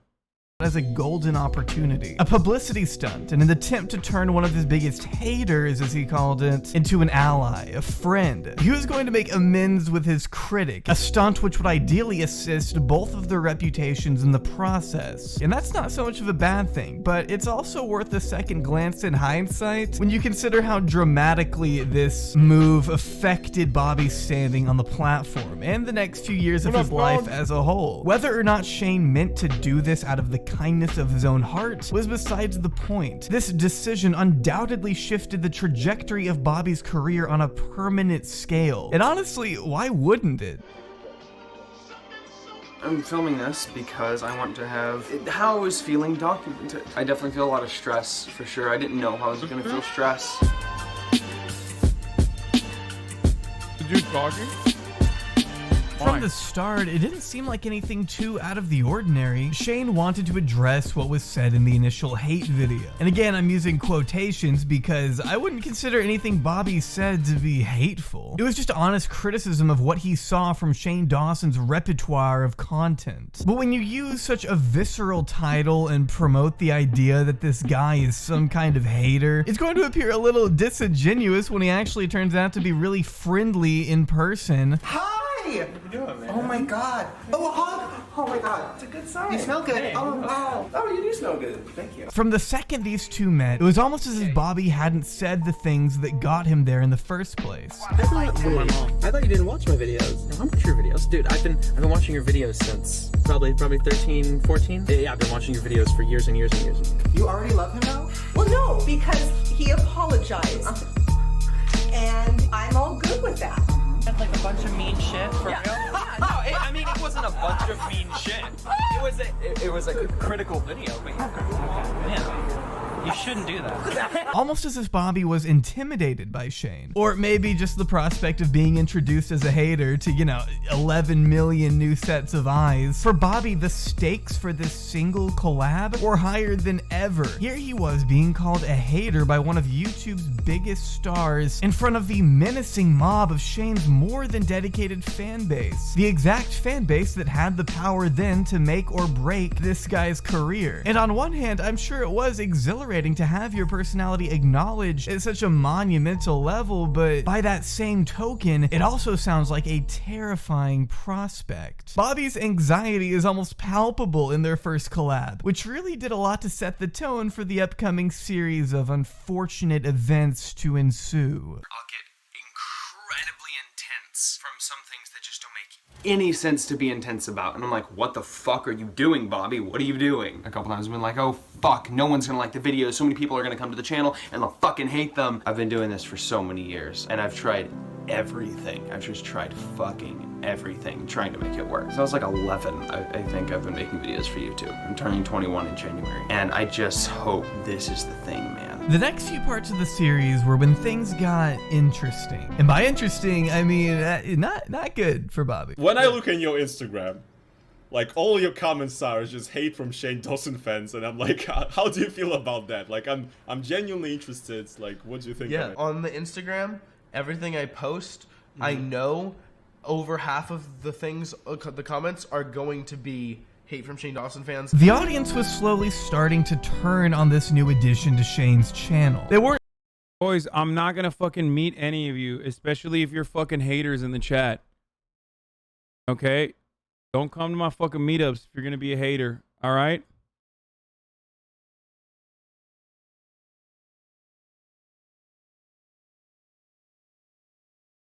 Go to me tomorrow. I hate you. Get fucked, liberal. Nope, it's not happening. You fucked it up. Do you want to meet my sister? No. Weren't so sure Bobby was using Shane for clout, which was something that people in Shane's camp seemed to just kind of laugh off. If you had the chance to kill me with no repercussions and you'd get all my subscribers, would you do it? Oh, he'd kill you. How? Why are you hesitating? No. Are you gonna kill me? No, no, hey. My hater tries to kill me is a good title. Just a milk? Just strangling you? This is too real. Even strapping him up to a lie detector and lobbing him some hard-hitting questions in one. Bro, most motherfuckers in this chat would kill me. Like, they would. They would. Video. Are you using my boyfriend? No. Wire. Fuck, are you using me? Wait, what? Hitting questions in one video. Are you using my boyfriend? No. Wire. Fuck, are you using me? No. For views? I mean, yes. Yeah. So, if people weren't skeptical before, they definitely were now. It makes sense to at least be self-aware of the possibility that Bobby was using Shane. Bro, why is Shane Dawson's mom involved in the fucking content making process? It's very strange. My mom is never involved in the content making process, you fucking asshole. Okay, she sometimes gives me food in the background. Murad is literally debate lording me right now.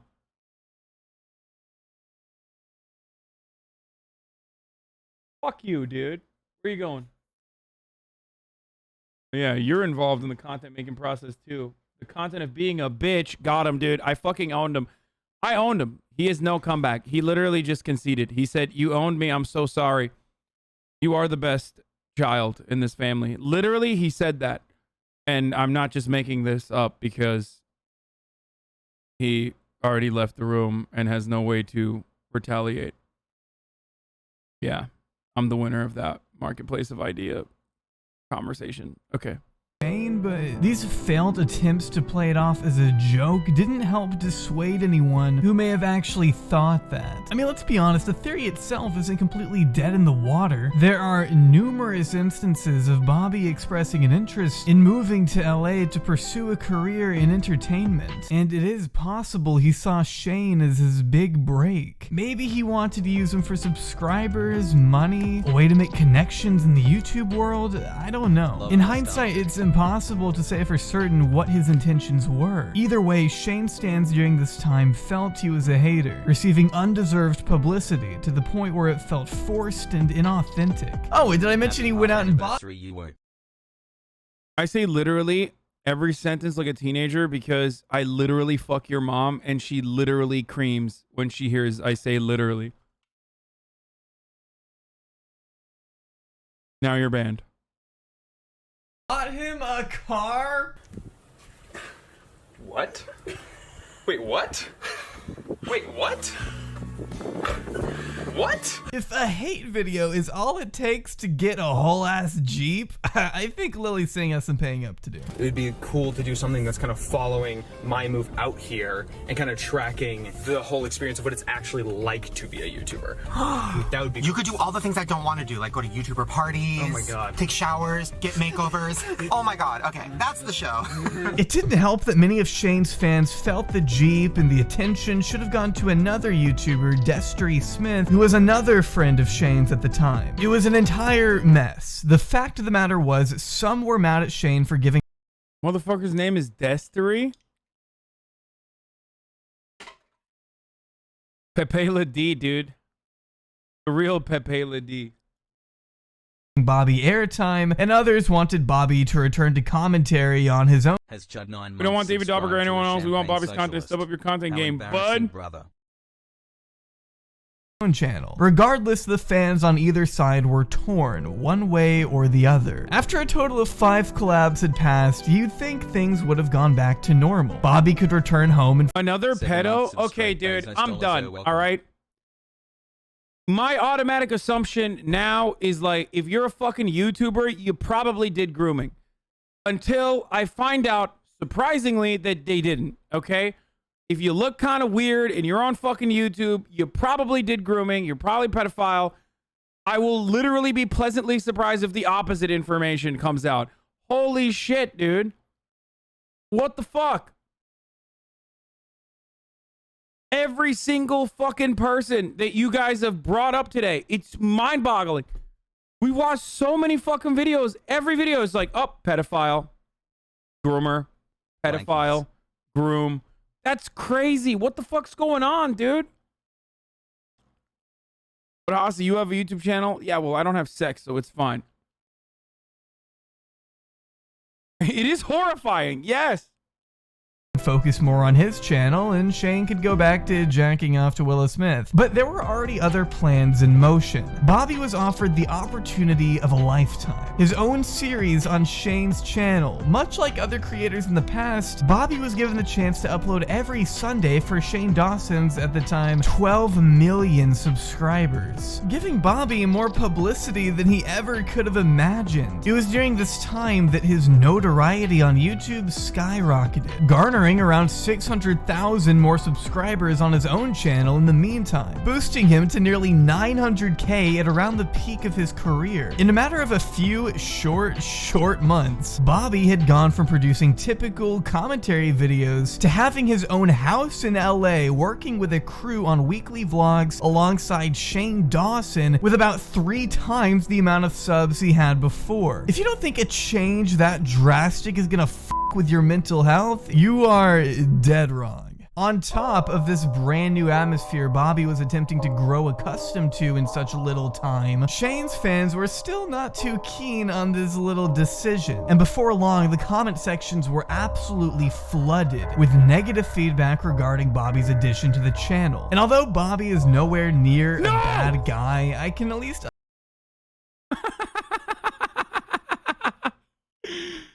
Oh, that has 5 million views, dude. That's crazy, bro. She's blowing up, by the way. She's on like a Netflix show and shit. I'm proud of her. She's great.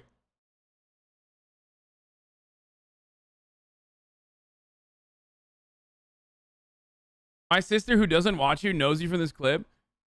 People know that she's not 16, right? I mean, it doesn't really matter because, like, I ultimately run away from her. So, like, even in that situation, I play the part, even though it's a joke.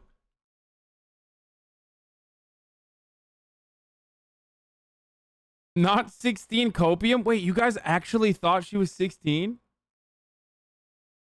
No, dude, she was like fucking 23 or some shit at the time. What the fuck? Or 24.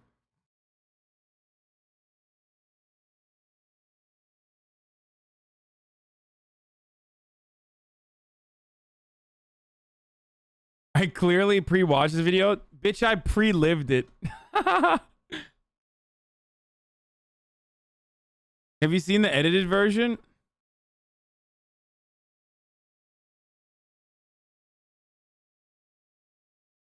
Insult HasanAbi, a Twitch star, is changing how we consume the news. God, that's such a horrible fucking... That makes my fucking chin look chinless, dude. I don't know why.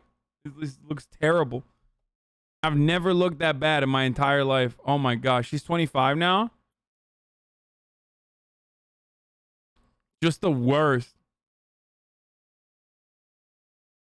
I haven't seen that video because it looks kind of cringe.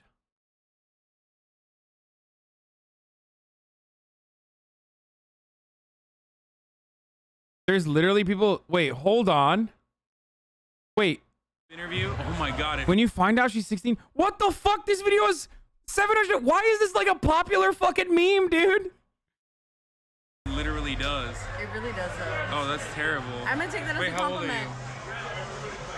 16.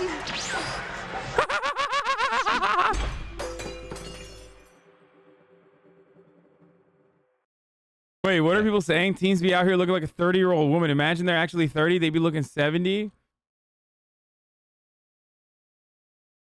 She looks like she's completed 16 years twice. Just a fellow gay in the chat, lesbian pride.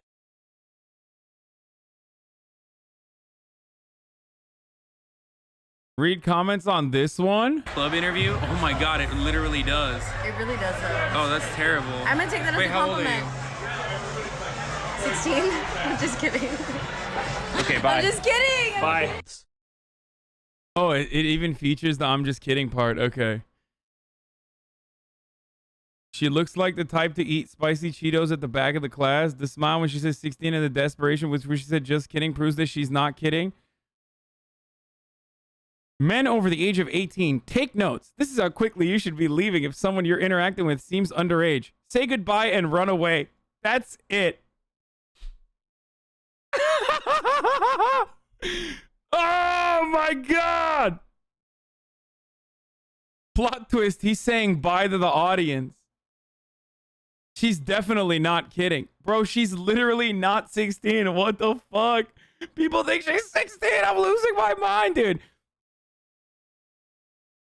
That was scary how fast she said, just kidding. Girl, you're putting yourself at risk. Don't fucking do that. All the people in my reply saying, you mean putting him at risk? I completely agree. Think what I meant was lying about her age can get involved with creeps. Lying about your age to get involved with older men is putting herself at risk. But as you guys said, consequences are on the guy. Love you, Hassy Hassle. Also, a lot of you were saying she's 24. I really don't know who this girl is, lol. I thought it was a random person.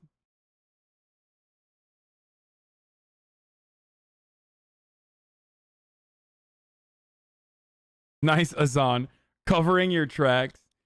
Okay, first of all, people be praising Hasan in the comments, but this should be normal. I mean, yeah, literally, that should be normal.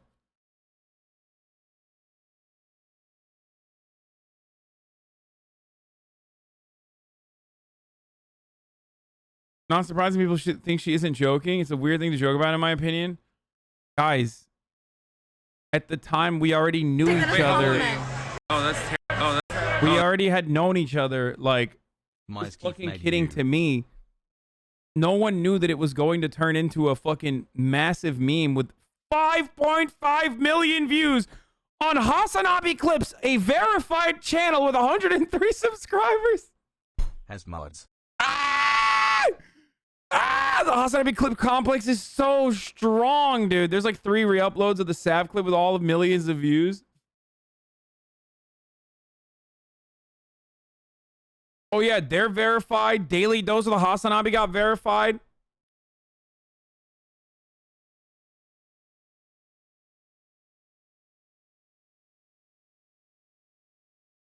I remember when you winked before you ended stream. I don't know what the fuck you're talking about, brother. You follow too closely. Follow from a distance.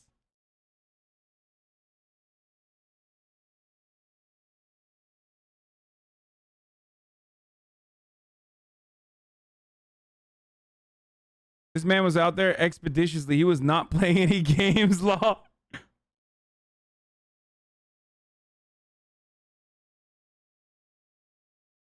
He wasn't walking away. That was the FBI dragging him out of there. No, these aren't my these are not my channels. These are fan channels, dude. Casually explain first aid. These are channels made by you guys. Let's go in the communist. And then you come back in here and you fucking, the dudes that make these channels literally now just like send me gift subs and shit for funsies every now and then. They're just like, there was a point where, how is that shit verified then? I don't know. The HasanAbi Clips industrial complex is real. Oh my god! What the fuck is this, dude? HasanAbi Senpai, HasanAbi Moments, 14.4K, Azan Puggo, HasanAbi Edits, Mr. HasanAbi, HasanAbi Memes, HasanAbi Daily, HasanAbi Hot Take, HasanAbi Recap, HasanAbi Planet, HasanAbi 2, Daily Dose of... Wait, where's mine? Where's the actual channel? Motherfucker, you didn't... Whoever made this literally did not put the actual channel that I own and operate. Third line. HasanAbi Senpai. Oh, there it is. Oh, there it is. I didn't even see it. Bro, I literally could not see my own channel in a sea of fucking channels on that clip con. HasanAbi 2 is not yours? Nope.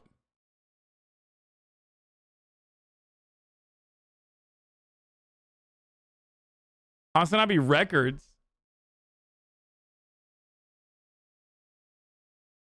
Nope, none of these are mine. HasanAbi is my only channel.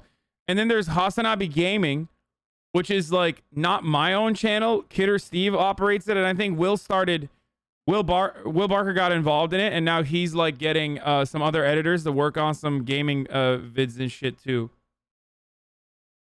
Look at this one. This clip channel's down bad. Dude, I know. I saw this. I literally saw this, dude. I saw this fucking clip channel. Sometimes I look. It's all interactions that I have with girls. HasanAbi shoots the shot at Karina Koff and fails. If that's fuck? not you, But who is that in the speaking of picture? cringe,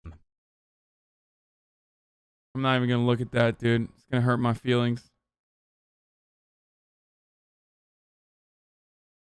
Not me shamelessly at least subs to 3 other fakes. No, it's fine. If you sub to them, that's fine, dude. I do not have a problem with what do you call it, with these fucking channels. As long as they're not like, as long as they're, dude, I don't give a fuck about IP, any of that shit. As long as they're not like, 1, portraying me in a bad light, 2, linking back to my Twitch and my original YouTube, 3, specifying that they're an unaffiliated channel.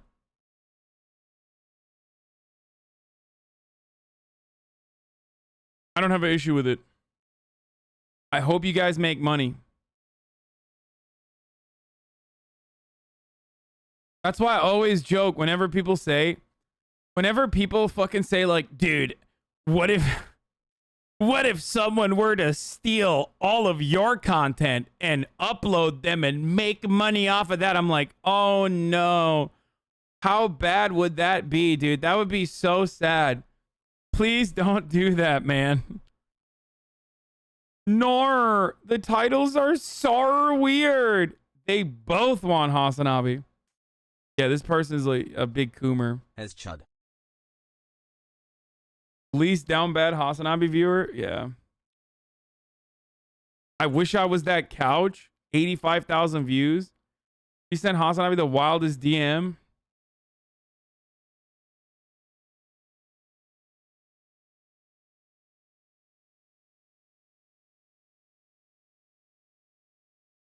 Hi, Hasan. Good morning, HasanAbi. What the fuck?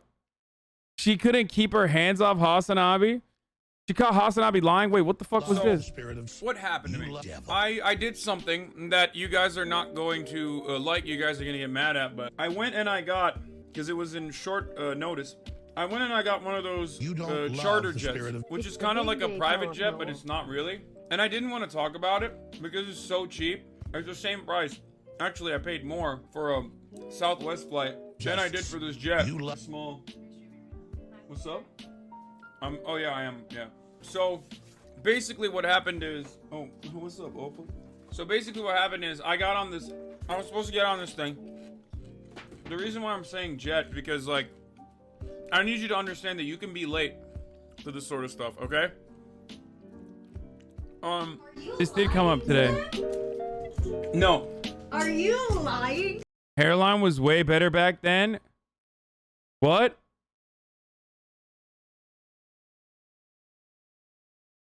Motherfucker, I had the same hairline.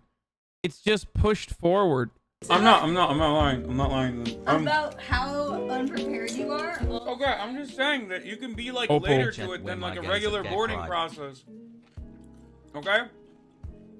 You can be kind of late. Hey, if you like this video, please subscribe. Okay, that's definitely not for this channel, but whatever. Not gonna lie, you look much better than that. Than now. Sorry, bruv. I mean, to each their own, my friend.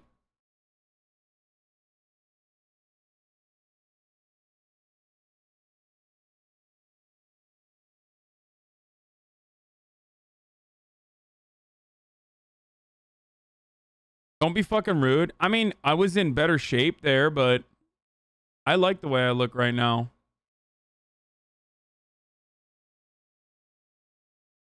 And I think people unironically got used to the fucking bullhorns. You know what I mean?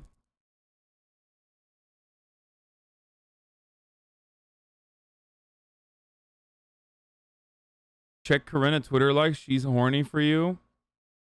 I'm not gonna do that.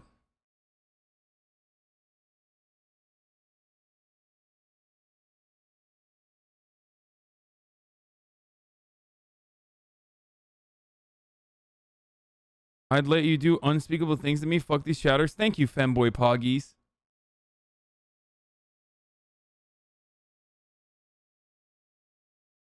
I can't believe this fucking clip, dude.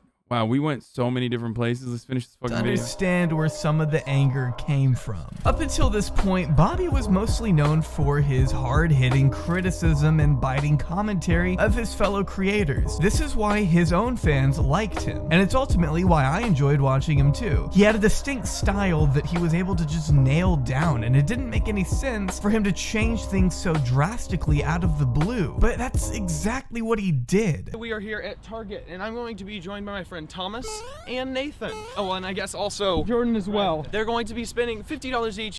Oh, dude. I'm not gonna fucking leak, but that's the Culver City Target. Been there many times. Yeah, this guy changed his fucking content because he wanted to be famous and make a lot of money.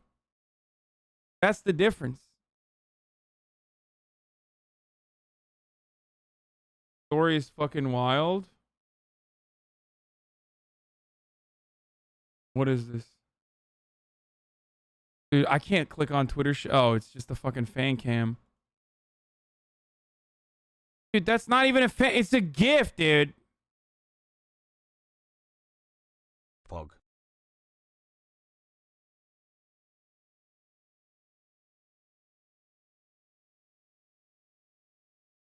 One hour? Should I give him 1 hour?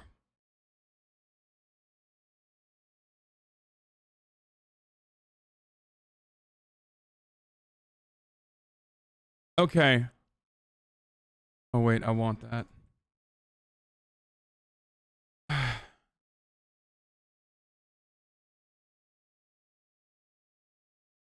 Listen to what Shane Dawson said. Calls a 6-year-old girl sexy? No thanks, dude. The story's fucking wild. Why you should watch Read One Piece channel.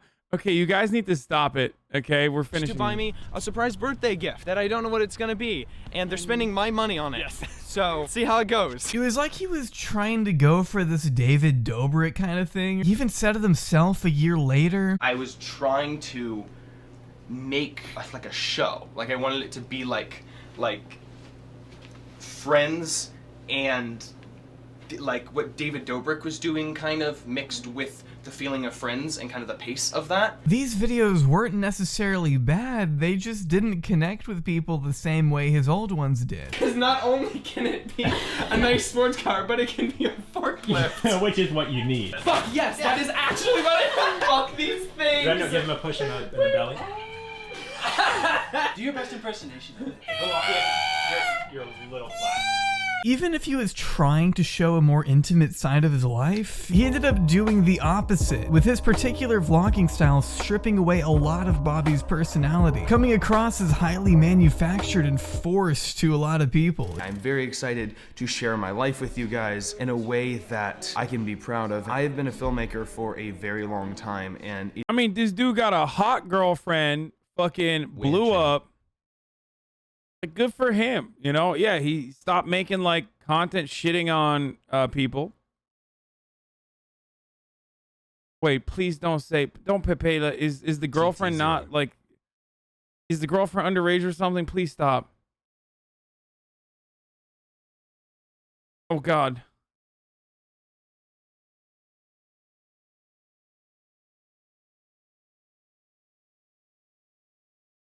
It is part of my DNA. I shoot like a filmmaker, or at least that's what I like to tell myself. And I want to make films about the things happening around me. It's the things that I know. It's the things that I am good at telling stories about. At least, I think I am. It was almost too polished. You want vlogs to be presented nicely, but you also need some element of rawness in order to keep it real. The whole reason people watch vlogs is to get an edited yet authentic sense of your life, and ideally you relate to it. And I guess people just weren't getting that from Bobby. Vloggers draw their viewers in through a brief yet seemingly real window into their life, which doesn't work when that window appears deceiving. I mean, the best collab videos are when you're working with someone that you really care about, or at least someone you have something in common with that you can make a video about that thing. You can fake it for views. Yeah, but people can tell that. Whatever it was Bobby was attempting to do ultimately fell flat on its face, and Shane was quick to take notice.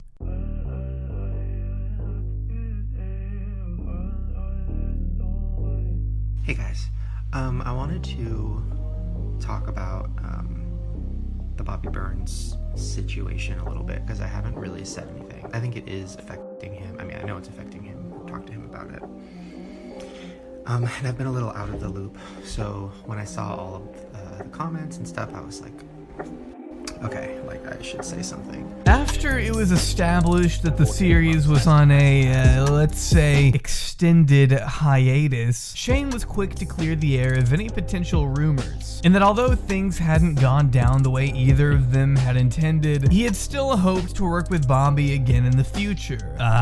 He didn't. And as far as working with Bobby in the future, I mean, yes, of course. I don't know about the Sunday show, I'm gonna be honest. Me and him still have to sit down and figure it out, but I know for a fact I'm still gonna do stuff with him. Whether that's on his channel, my channel, I don't know. But like, that whole Sunday thing, if it happens again, needs a whole reinvention, just because it just was like way too hard to make, way too, like, it just, all of it.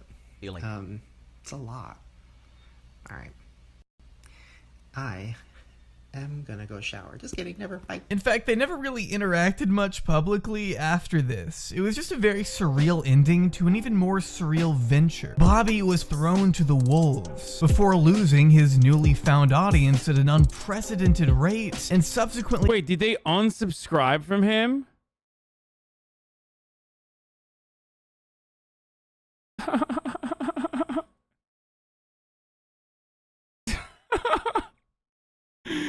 Bro. Dude.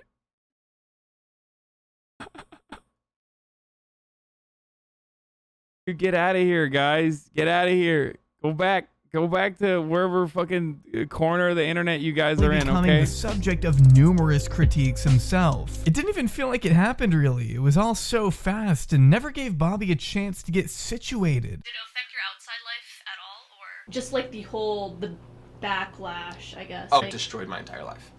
Completely. No way. Oh yeah. Yeah, like it got to the point where I didn't leave my house ever. I stayed in bed most days. I think I did, like, it like crumpled everything around me. And it got really bad. For the next few months, Bobby continued posting to his channel as regularly as possible. Just got our carpet in. Let's open it up. I have a crotch hole in my asshole. No, you look pallid. Pallid? And ghostly. Because I am. Oh, okay. I feel like a weird Sprouse. Yes. That's fine. So I had a crush on one. Disgusting scraggle hairs right here. Bobby 5.0 consisted of 12 to 16-minute documentaries, as he described them, centered around his own experiences living in LA with Shane. But once the Sunday show was axed, this particular era of Bobby's channel took even more of a nosedive, taking a massive toll on his online and offline life. Why do you think? Like, just because you changed your content? I think there is a lot of different things that there's a lack of communication, definitely. Yeah. I communicated to my audience the exact same way I had always communicated to my audience. I didn't tell them what was going on in my videos. I didn't give them much behind the scenes. I didn't tell them almost anything ever. So when this huge audience came in, I continued to not do that because I was like, I don't have to do. I think people don't realize that, like, these people are content creators, man. Like, I don't know. I mean, this is like 24 minutes so far, but like, and maybe there's going to be a plot twist in the end, but like, I'm watching this and it just feels like this dude wanted to entertain people and make money and like be a YouTuber, right? And people just like thought that he was, I don't know, authentically shitting on other YouTubers because he cared about like decency or something. I don't know what the fuck. So, why are you guys Stop! Stop throwing up papelas, dude. Jesus Christ, dude. Stop. You keep doing this, dude. Do that, I can just make the videos.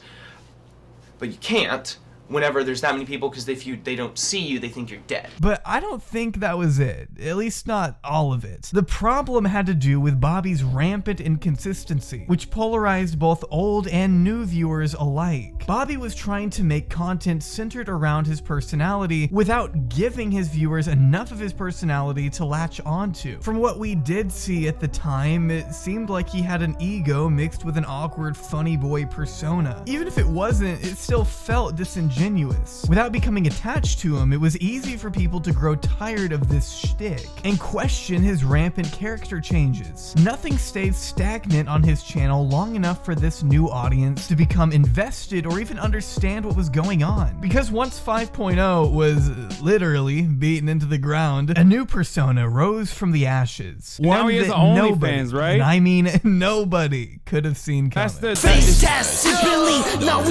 What? Okay, never mind, dude. That is a way stranger than just doing OnlyFans. Just do OnlyFans. That's like, I would not have thought. That's weird, dude. What the fuck?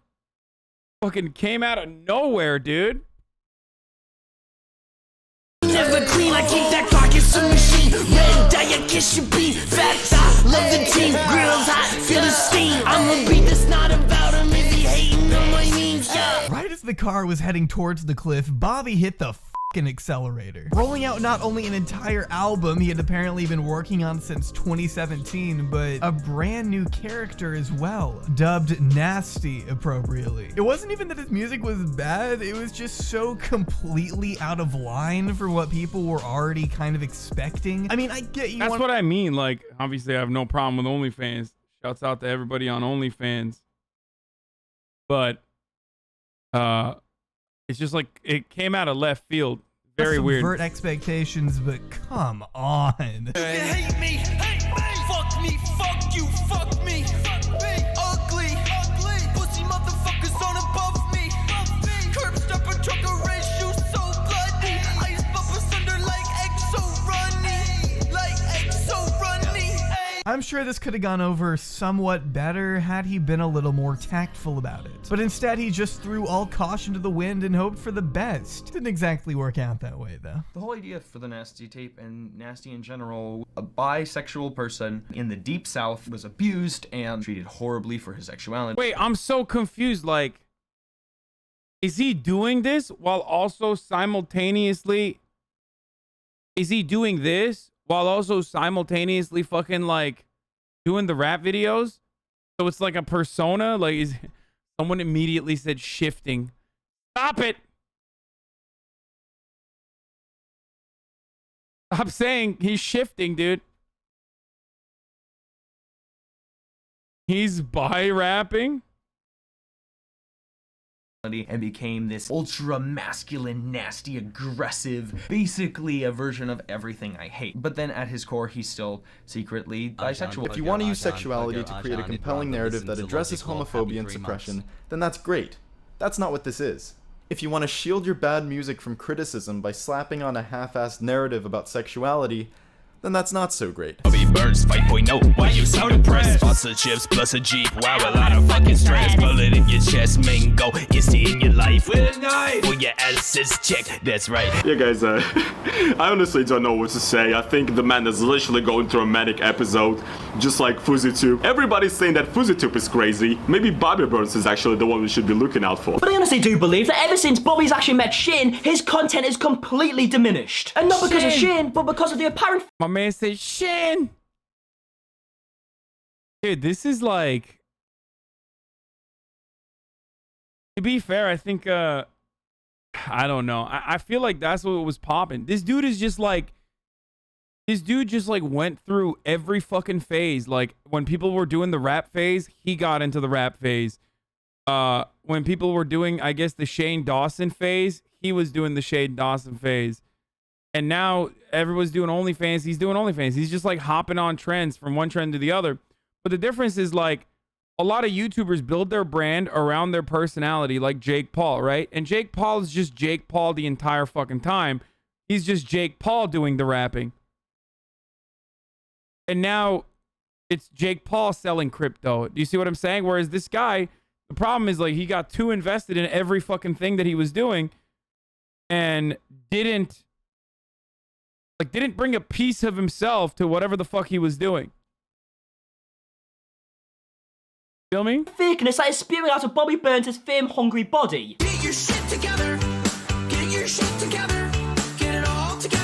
At the end of the day, I think Bobby's real fans only want him to be happy making whatever content satisfies him the most. A lot of the criticism thrown his way since the Shane collabs have been based on the subjective opinions viewers seem to have of Bobby's character, and assumptions that may or may not have been grounded in reality. But Shane Dawson's core fanbase also sees this sort of fake aura around Bobby, the fact that he switched up so crazily from hating Shane to being his best friend or some shit and working for him. And Bobby used to make videos on Shane's channel and they were getting a shit ton of dislikes. Most of the comments were like, fuck this guy, stop uploading videos of him, please. We don't know the real Bobby. We only know what he chooses to display online, which also means Bobby can't get so defensive when people rightfully complain about him making such a sudden and jarring change. So when are you going to be back to making sick YouTube videos again? You know, the only thing you're really good at. Which sick ones? The like Lego Angry Birds?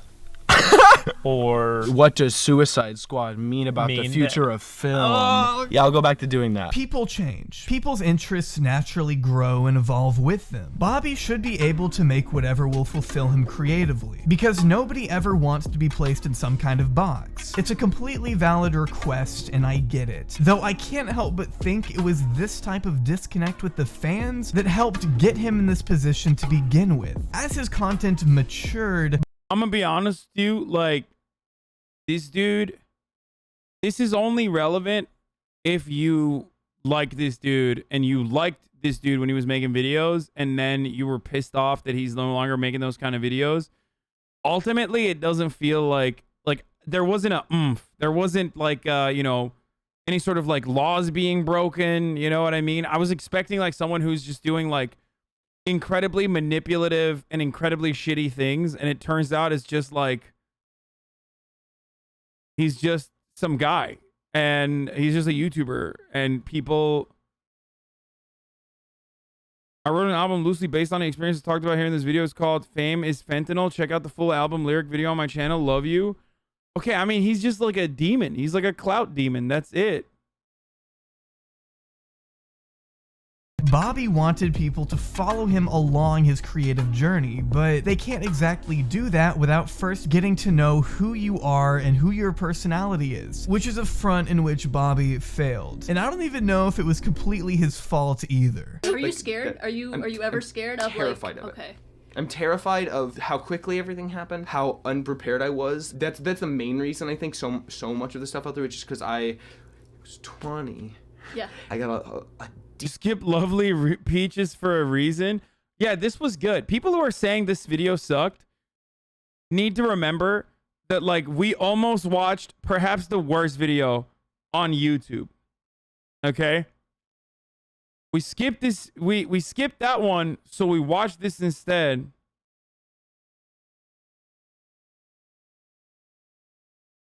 And I think this was a good video to watch instead. So we'll fucking go back to the... You know what? Fuck you. We're going to watch Lovely Peaches after this. How about that? Okay? Yeah, you fucked up, dude. Decent chunk of money and the ability to help a lot of people, but I was 20 and I didn't know what I was doing, and I tried to do it and I just fell apart in my hands because I was like, I don't know how to handle financials well. We're naturally inclined to believe that such monumental fame is an inherently good thing, but when it happens so spontaneously at an extreme level, it can often have the opposite effect on a person's overall psyche. In hindsight, joining forces with Shane Dawson turned out to be the most damaging choice Bobby could have ever made. And although no one at the time could have predicted the tumultuous series of months to come, Shane didn't exactly make Bobby's life any easier. Shane never really defended Bobby from the unprecedented onslaught of unjust hate coming from his fan base, neglecting his apparent needs and taking the easy way out by cutting ties with him publicly to save face. When Shane's fans attacked Bobby for getting into a car crash, I couldn't find anything from Shane trying to stop it. He deleted videos and changed titles, so he obviously knew there was a problem, but I don't think he did enough to stop it. From a business perspective, it makes sense. You want to keep your audience happy. What? Have you heard of the YouTube Russian streamer that killed his girlfriend on stream? What? What the fuck are you talking about, dude? What are you... Bro, this literally has a fucking, like, inappropriate and offensive by some... This is just live leak, dude. Hey, man. Yo, dude. At HasanAbi, you gotta watch this live leak video, dude. It's a real beheading. Basically, that's what you're doing. But Bobby was essentially left without a figure to guide him along this new path of fame. It ended up caving under all the weight he had been burdened with, losing his house and girlfriend in the coming months due to finances. The career-altering publicity combined with a lack of public support after the fact inadvertently helped fan the flames of the devastating collapse that soon followed. To put it simply, Bobby had little to no experience navigating through the unprecedented amount of attention so suddenly thrown his way. And with Shane doing little to protect Bobby from the menacing heat of his own fans, Bobby was hung out to dry, as we all witnessed the slow yet persistent downfall of a bright young creator who hadn't exactly figured it all out, crushed by the intimidating nature of such sudden and immense success, diminishing his potential and making Bobby Burns the victim of another manipulative YouTuber's forced generosity. Once again, I want to thank Storyfire for sponsoring. He locked his girlfriend out in the middle of the night and she died of hypothermia. What a fucking scumbag. I hope he kept on streaming after the cops got there.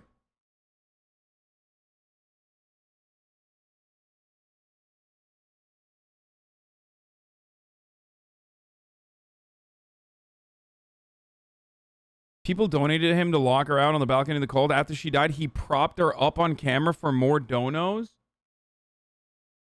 What?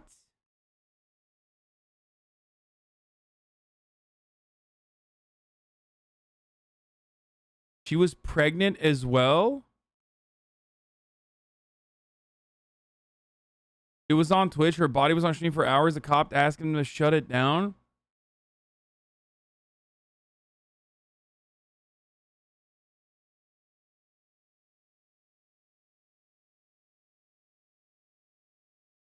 So what happens? Like, that guy went to jail, right?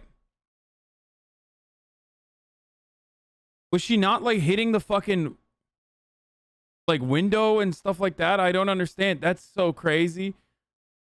Man, y'all fucking suck, dude. Just because I said that this video wasn't, like,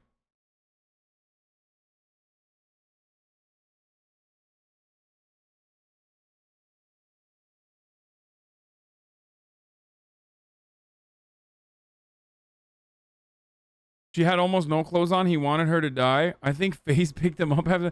Shut the fuck up, dude. Shut up.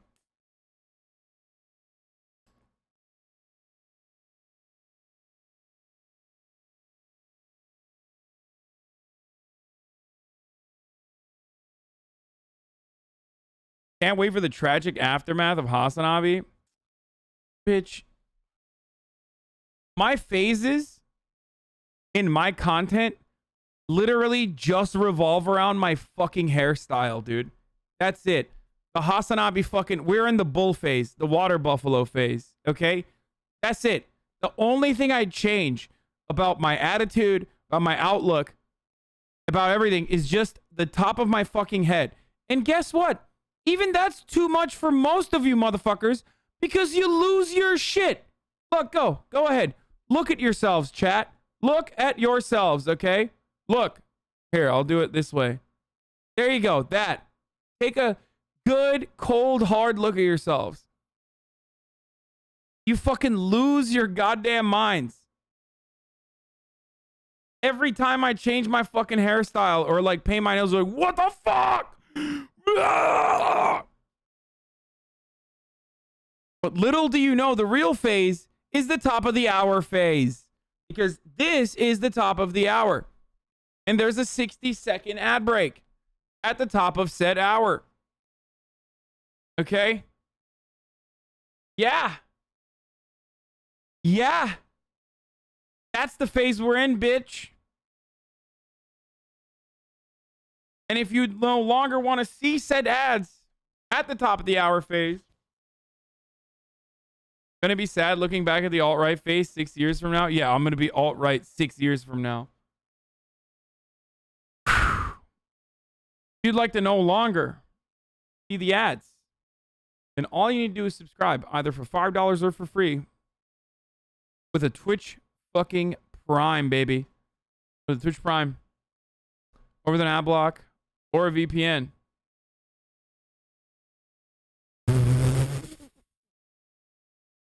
Yo, the Hascord comes out with the most fire fucking memes, dude.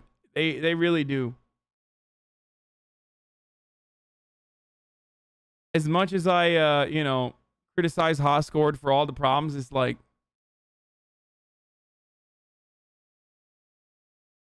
good ass memes, dude. Good job. Here's the ad break now. Austin, how you feeling, buddy? I hope you're feeling a lot better now. You were not feeling so good yesterday when you came on. But, you know, we missed you. There was a lot of memes about you. And the Okay Buddy Hascord memes that there were out there that I watched yesterday, the other day. TikTok single Itchin' and Burnin'. My pussy be burning, itching, burning, itching. Itching and burning, itching and burning. It be burning and itching, burning and itching. No matter how many baths I take. Itching, itching, itching. Itching, itching, itching. Yeah, what was once a incoherent Snapchat ramble Kind of eventually fire. became one of the most popular sounds on TikTok. As if I'd expect any less from such an app. Itching and burning, itching and burning. Stanky and fishy, stanky and fishy. Fishy and stanky, fishy and stanky. I got STDs. They make my coochie itch. Itching and burning, itching and burning, itching and burning. Stanky and fishy, stanky and fishy, stanky and fishy. I got STDs.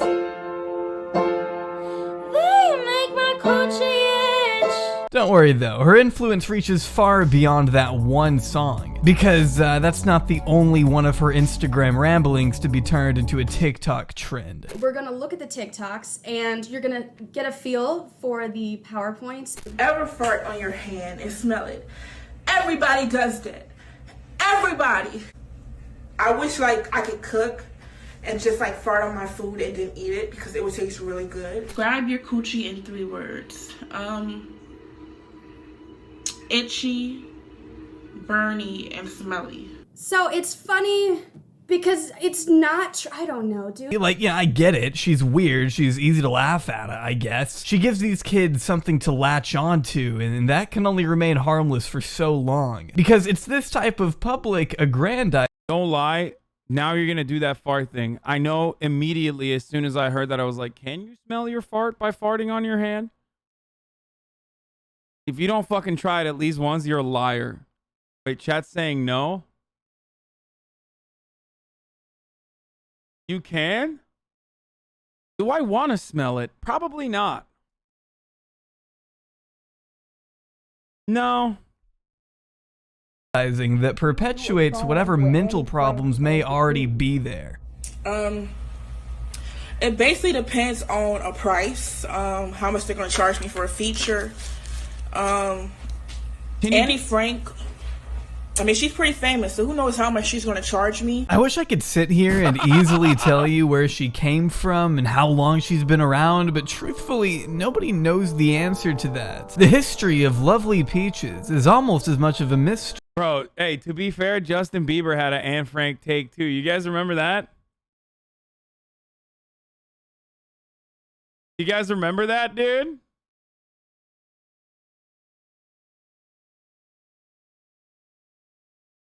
If you don't, here it is.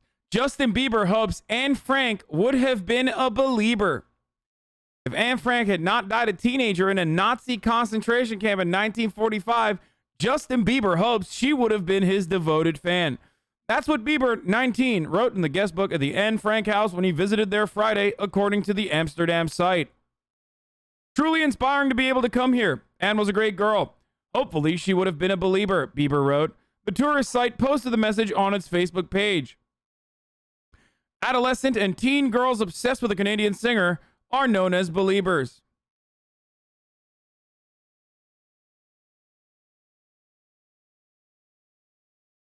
I think Hollywood celebrities at like Holocaust memorials are some of the, it's just some of the funniest fucking content, dude.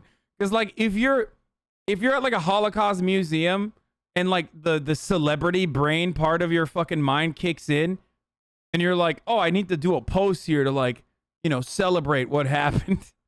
You're like, what the fuck? No, don't do that, dude. You can't be doing Hollywood in a place where you can't be doing Hollywood. You're doing Hollywood in the wrong place. You can only do it in certain places.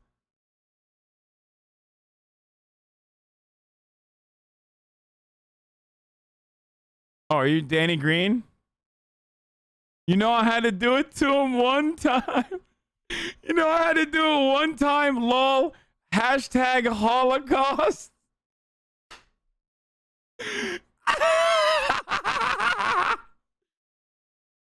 Dude, come on, dude. Hashtag Holocaust, dude. Surely that's fake? No. No.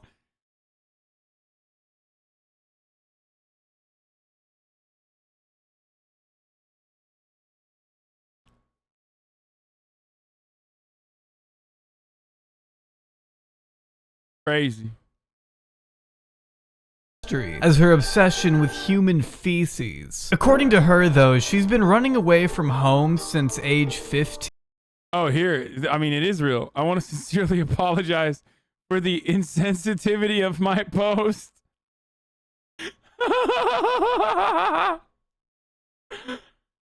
Oh, man. That's funny.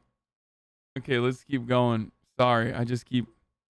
And appears to have been motel hopping since. And after poking around a bit, I was able to find what looks to be an old YouTube channel dating almost 4 years back, which I assume was one of her first official social media outlets, where only a handful of videos are currently listed. Okay, this is the last one. This is the last one. I mean, this is not a dude doing Hollywood in the wrong place. This is a dude who... I mean, come on, dude. This guy. Bro, the fucking Holocaust Memorial just turns me on, dude. Fuck, you look so good right now, dude. This guy. You're so attractive. At the fucking Holocaust Memorial, dude. Oh, Jesus Christ. To be fair, he does look good in that pic. BTS did once a shoot at the same memorial. No, that's not real. What?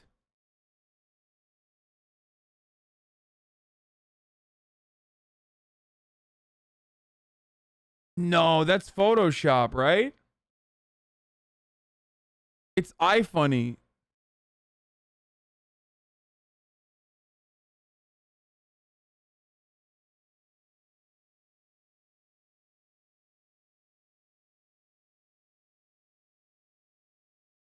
They did. There would be a lot of news on it. Hold on, hold on.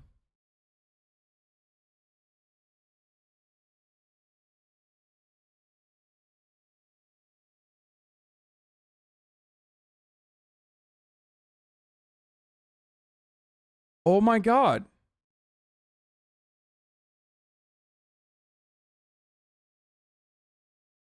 About a week ago, BTS released teasers for their photo book and set the internet's on fire, not in a good way. Oh my God. Wait.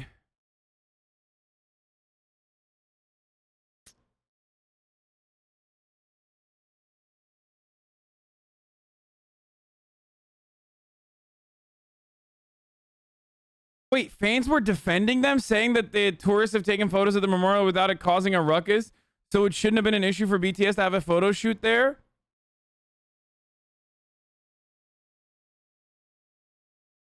Is this before the stands became more woke?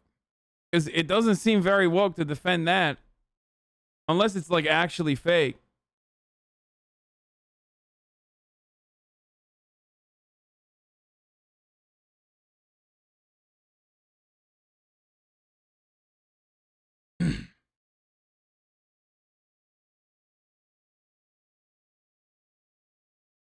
BTS Korean bands managed to apologize over Nazi photos? Wait, what?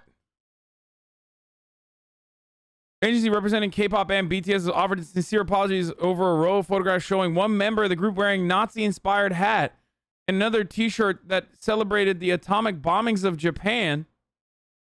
Wait. Wait, hold up. So one fucking BTS fan was, or one BTS member was wearing a Nazi hat? K-pop band under fire. What?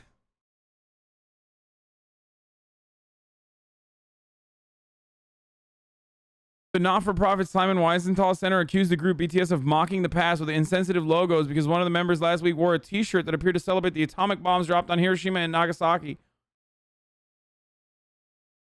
Oh my lord, dude.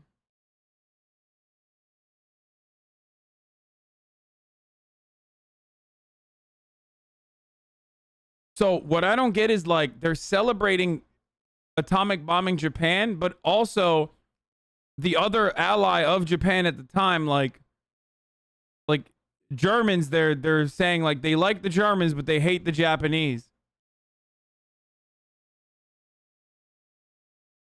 Of course they fucking apologize for all that shit, dude. Are you kidding me? I'm sure they're like not.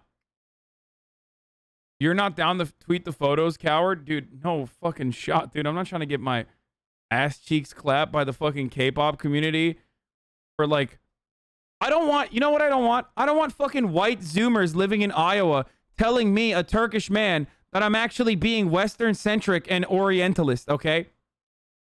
I don't want to have that conversation with a fucking 14-year-old who's tailored his entire life around being a K-pop stan, okay? Like, dude, you live in Iowa, stay in your fucking lane, okay? Telling me about Orientalism. You know what I mean?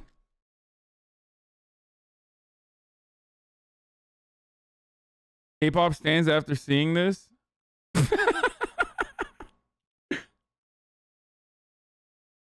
Iron Cross and other Nazi symbols are pretty common fashion symbols in Asia. They have no idea what they mean for the most part.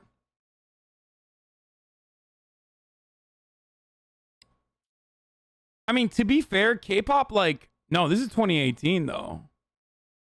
I was going to say, if the pictures are from 2014, then K-pop fans weren't, like, the white Zoomers weren't aware of K-pop in 2014, I don't think. And by the way, that's not even a diss on them. It's because they were literally, like, protein, okay? That's why they were unaware. It means different shit in Asia. Come on, chat. Motherfucker said Nazis mean different shit in Asia, dude. Bro, this is like when Europeans come in here like, nobody outside of America knows blackface, okay? Nobody.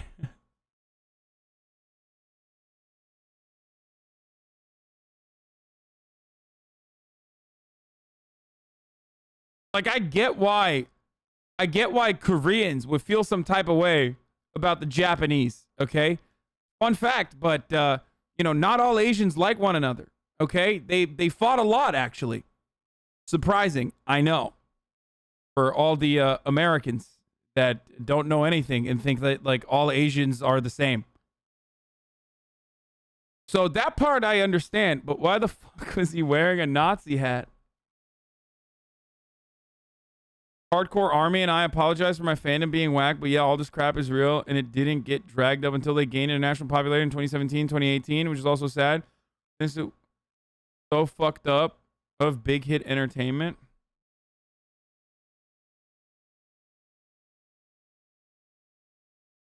What? This now deleted photo of Soen affectionately looking at a mannequin dressed as a Nazi-era German army uniform.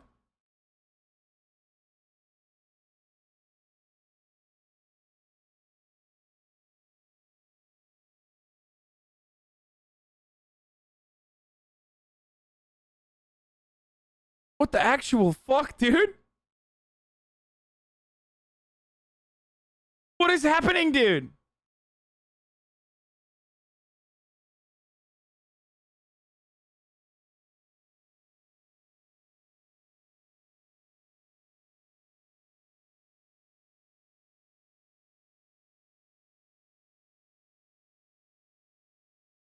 You know what's funny? I love that some of the chatters are being like, well, the swastika is actually a symbol of peace. It's like, yeah?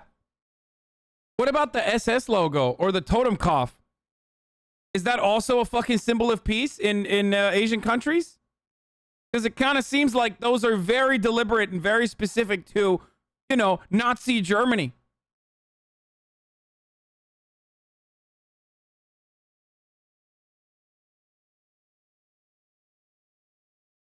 The article is from, what the fuck, like a couple months back, dude? The managers of GF Friend issued an apology after the K-pop girl band's leader, Soon, was pictured hugging a mannequin dressed in Nazi-era German army uniform. Images taken during a video shoot at a European-themed cafe in Paju, north of Seoul, show the 25-year-old embracing the dummy, her eyes closed with a dreamy smile. Why does the European cafe just have casual Nazis?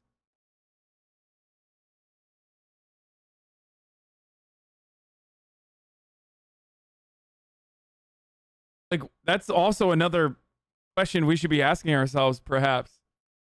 Why is there a fucking Korean cafe that just has a Nazi in it, dude? Bro, I thought cafes had, like, you know, cats and owls. Why is the theme Nazi Germany?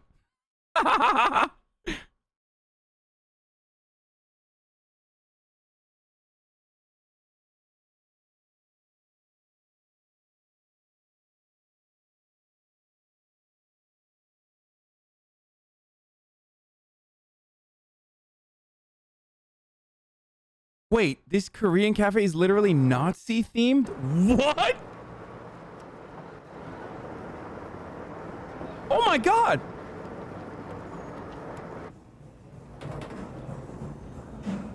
Oh my god! What the fuck? What is going on, dude? Bro, what the fuck is happening, dude? This is like... This is weirder than when JoJo just straight up had a Nazi. Fun fact, don't let any JoJo fan fucking talk shit in here right now. JoJo has like a positive Nazi character. It's true. JoJo literally has a positive Nazi character. I'm sorry to give ammunition to all the fucking anti-weebs in here. I love JoJo. It's a great anime. Actually, legitimately a Nazi character who's bad but then turns good.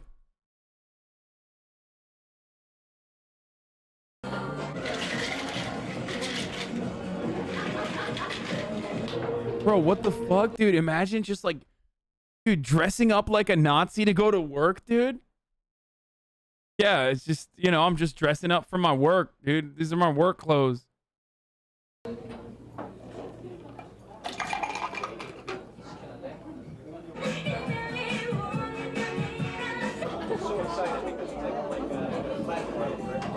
Bro, what the fuck?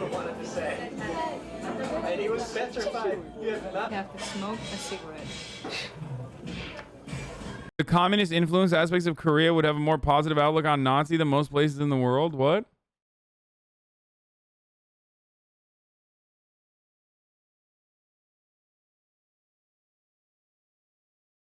Low-key, there's a lot of Nazi iconography used in Asia, like in anime, manga, and other media casually. It's weird.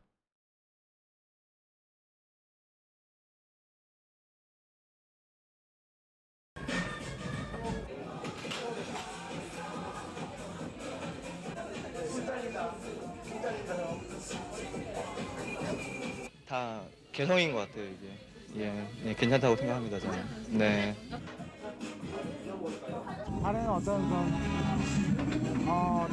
I love the Nazi symbol also has another meaning in Japan. Yeah, dude. What's that? The Holocaust? What's the other symbol of having a Hitler photo in the background, you think? Is that the symbol of peace kind of swastika, or are they just straight up just saying like, this is sick, these are Nazis? Yeah, living La Vida Loca in the Nazi bar, dude. What the fuck? Also, this is in Japan, chatter. This is literally fucking South Korea.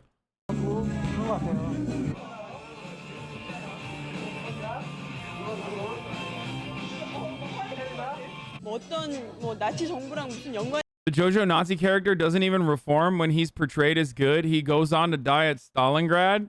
있는 건 아니냐 뭐 이런 식으로까지 생각하시는 분들이 있으신데 단순히 그냥 이미테이션이에요. 그냥 복이지. 예예. 혹시 조금의 오해도 없었으면 좋겠어요.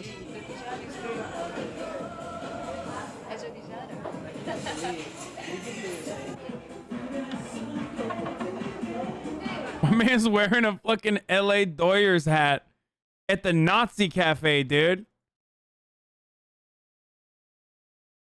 What the fuck? So what is politically correct, black or African? Dude, the LA hats are popular as fucking Korea. 제 개인적인 생각으로는 없어졌으면 좋겠죠. 예. 왜냐면 사람들에게 좀 파괴적인 생각 같은 걸 넣어줄 수 있고. 나치즘 이런 거는 일단 민족적인 것을 봤을 때 나쁜 거니까, 그리고 우리가 배울 수 있는 점이 아니라 세계사 민족적으로 봤을 때 나쁜 거고, 또 우리한테 정말 대학생이나 우리가 뭐 그 주관이나 사상을 배울 게 있어. I don't know why we're watching Korean interviews. Okay, the Third Reich is the name of the bar emblazoned with Nazi flags, swastikas, and photographs of Adolf Hitler. The owner of the bar, located in downtown Seoul, says that his motivation of the theme of the bar is not political.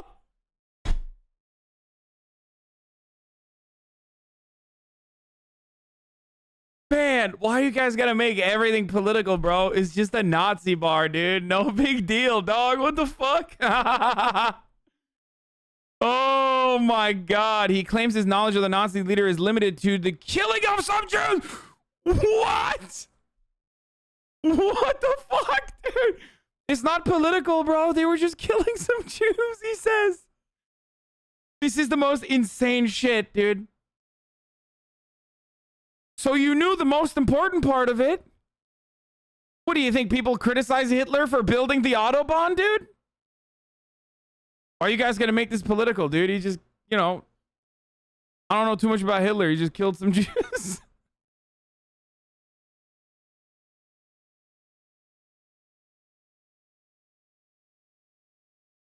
Search Buddhist swastika and you will understand what people mean about it. Dude, you are such a fucking idiot, dude. If you think that I don't know that the swastika was originally co-opted in the Western world by Nazis and it's originally fucking a Buddhist symbol, you're a dumbass. This is far beyond just having a swastika. This bar is literally called the Third Reich, and the fucking owner of the bar literally said, oh, what's the deal? Don't make Hitler political, okay? He just killed some Jews.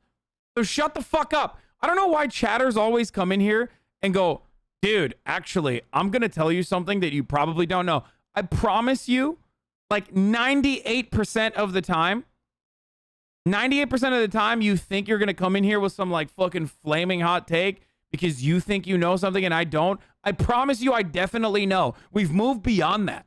Okay?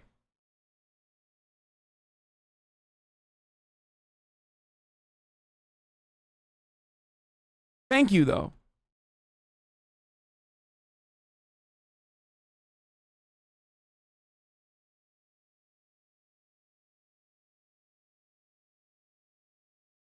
Yeah, this is actually Buddhist symbolism. You know, the famous Buddhist symbolism of Third Reich and Adolf Hitler. They're just showing famous Buddhist Adolf Hitler, you know?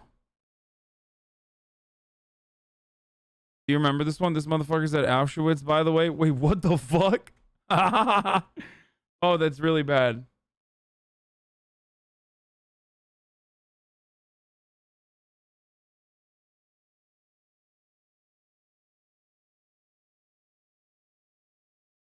In a country where little is known about the Nazi atrocities during World War II, young South Koreans partied the night away sipping rum cocktails named after Adolf Hitler. Hyun, the owner of the bar, which opened a year ago, says he chose the Nazi theme simply to attract business. The fact that only 1,500 Germans and fewer than 100 Israelis live in South Korea may be the reason why the Third Reich bar and its staff sporting Nazi swastikas has taken so long to attract a different type of attention.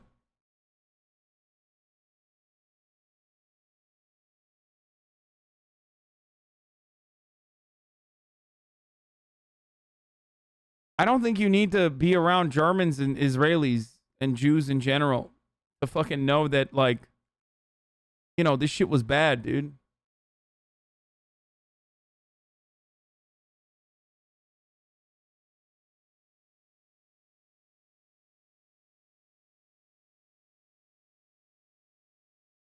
Nazi chic? I can't do that. I'm not clicking on that.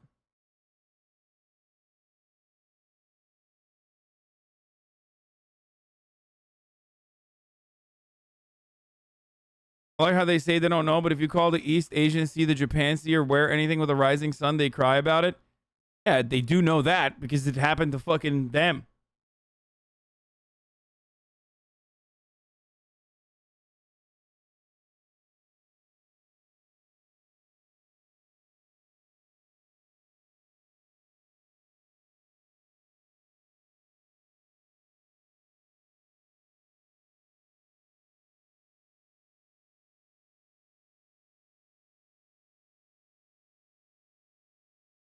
This is crazy, man. Okay. The bar's owner also had to stop accepting foreign customers as they occasionally entered the Third Reich bar to protest against this Nazi symbolism. That's fucking sick, dude. I found a write-up of K-pop stans on by a K-pop stan on BTS using Nazi symbols is really long. What the fuck?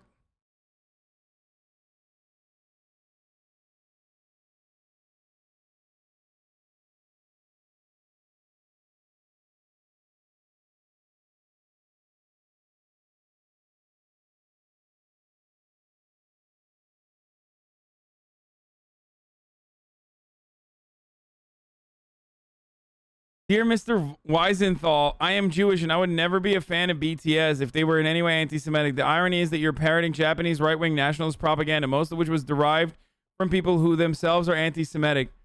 Bro, K-pop stans are on another one, dude. That's crazy, dude. Telling the Simon Wiesenthal Center, like, that the usage of Nazi imagery in a positive way and doing a photo shoot at the Holocaust Memorial is actually not anti-Semitic. And then to add the fucking perfect, dude, I'm just gonna say something here. Like,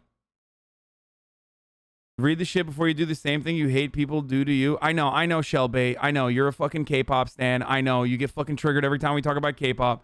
Listen, okay? Listen to me.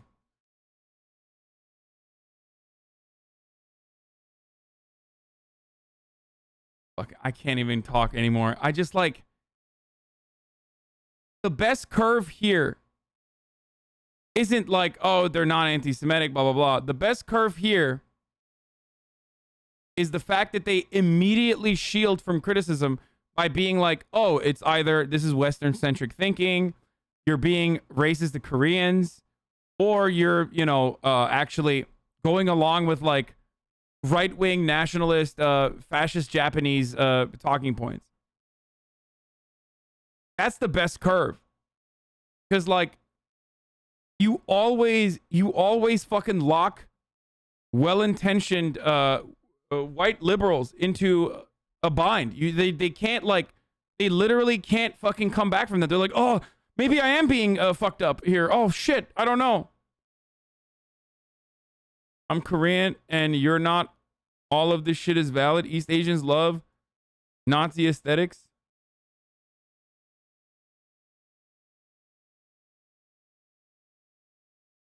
South Korea literally might be more racist than the US. What the fuck is this rabbit hole? No.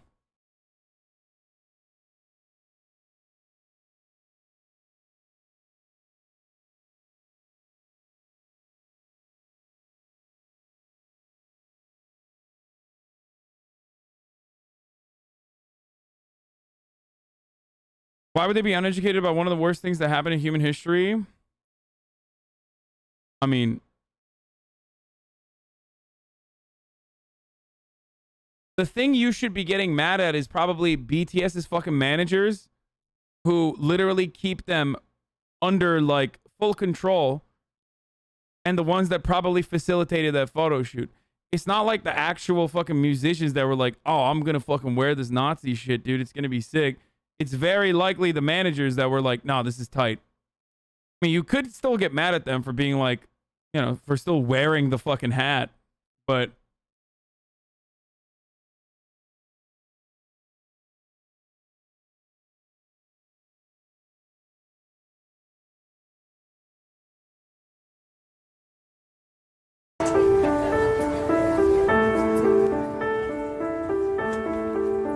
army.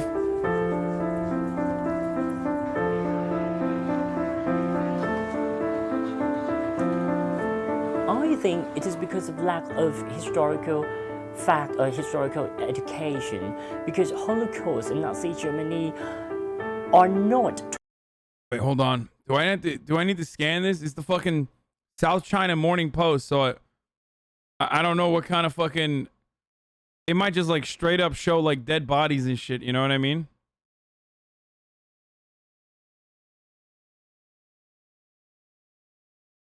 Taught in high school in depth. Xenophobia? No, dumbass. Like different fucking TOS restrictions for different broadcasters, different state broadcasters. So they are mentioned passum, but not in details.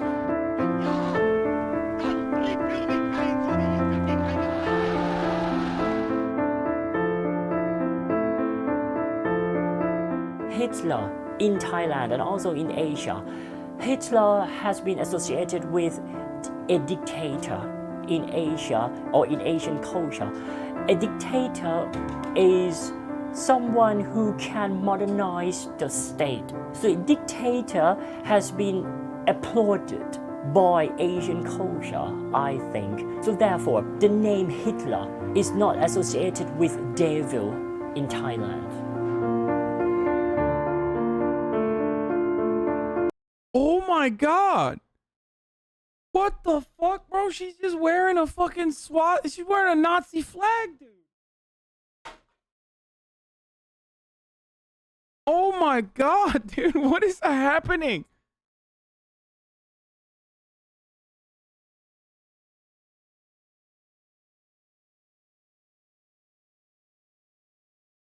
Yo, to the people who are saying Americans aren't taught the Japanese occupation of Korea, why would Koreans learn about Western atrocities? Yeah, except like Americans aren't fucking rocking the rising sun. You know what I mean? They're not literally learning about like Japanese fascist imagery and then rocking it, okay? And then like wearing fucking shirts and shit. Also, Japan was a goddamn ally. Actually, they probably are rocking with the rising sun. They definitely do. Some people said my fucking background resembled the rising sun even.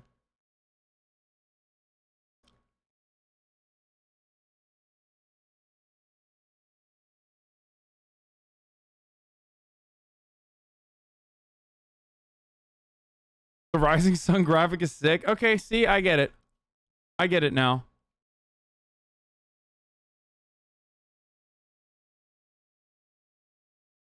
Have you seen white weaves in the Midwest? Wait, do they?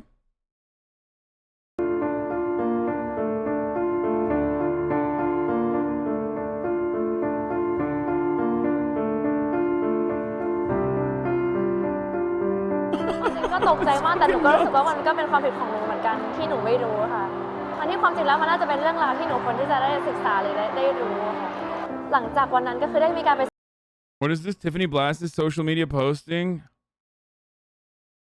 SNSD Tiffany blasted on social media for posting the Japanese rising sun flag on Korea's Liberation Day. Wait, what?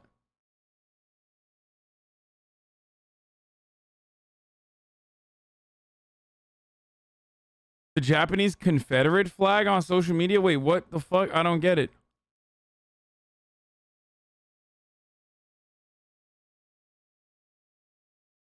This? Oh, is that the reason? That's a Snapchat filter, dude. What the fuck?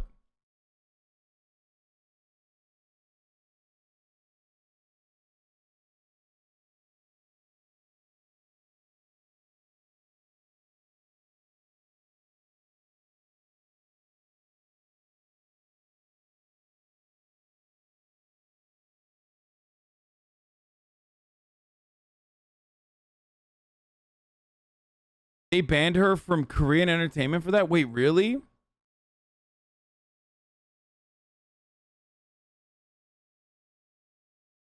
It's sensitive imagery for a lot of Asian countries, kind of like a swastika. No. I get that. I totally get that. The Confederate flag on my snap was just because I was in Alabama. My bad.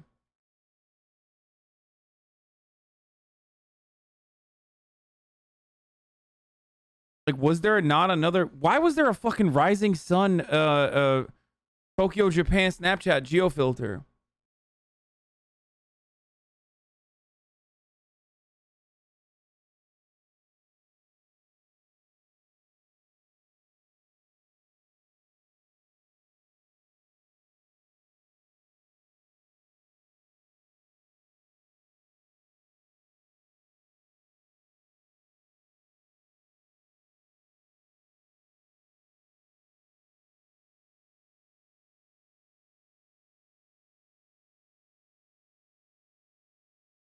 Japanese not acknowledging war crimes to this day. Look up the Demon Slayer Rising Sun controversy.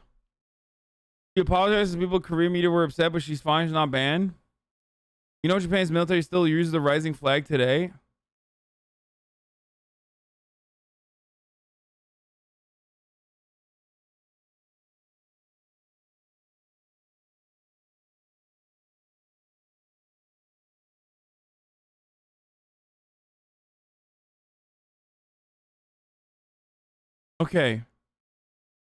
Okay, so I'm going to show you what the fucking Japanese flag is and then what the rising sun is.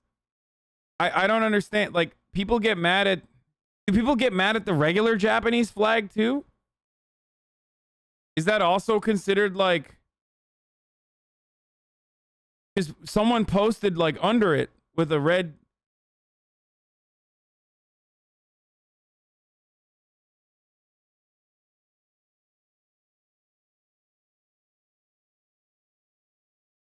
They do cause so similar. Wait, but I don't understand. They like put a red line under this. Like,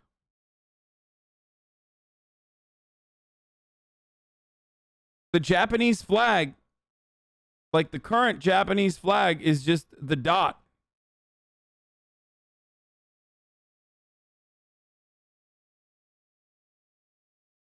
It's just a white rectangle with a fucking red circle in the middle, right? I didn't know this was considered offensive. Is this considered offensive? Having said that, and I'm sure there will be another iteration of this in here so I can show you the fucking rising sun flag. These are the offensive ones. These are considered flags of the Imperial Japanese Army. Like, when you have the fucking... When you have the actual...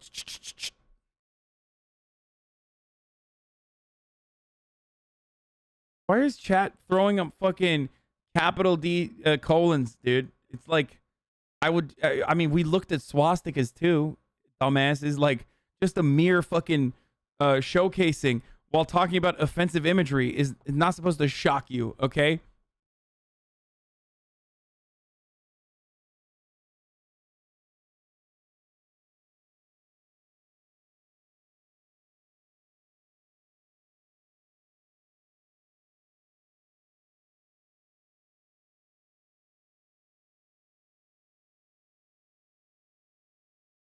The sun rays, yeah, the stripes. That's what...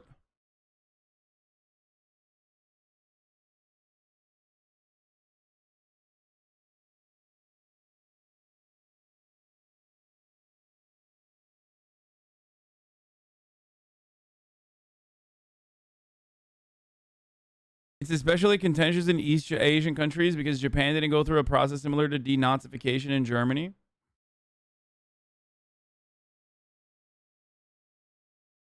Yeah, I remember this. Bella Poarch got a fucking rising sun tattoo, right?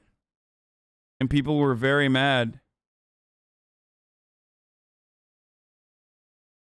Wait, where is it?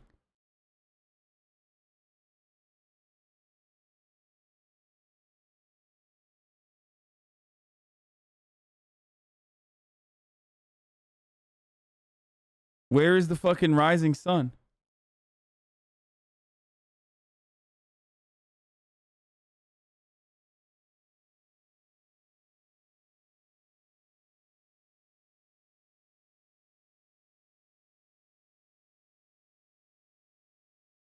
Wait, why aren't they showing the tattoo?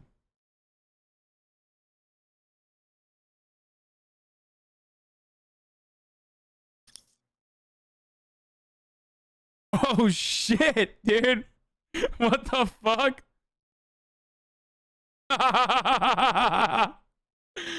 Oh no.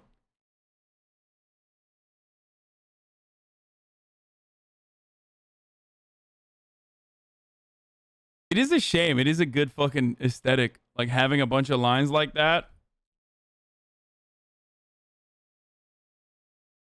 Fucked up, dude.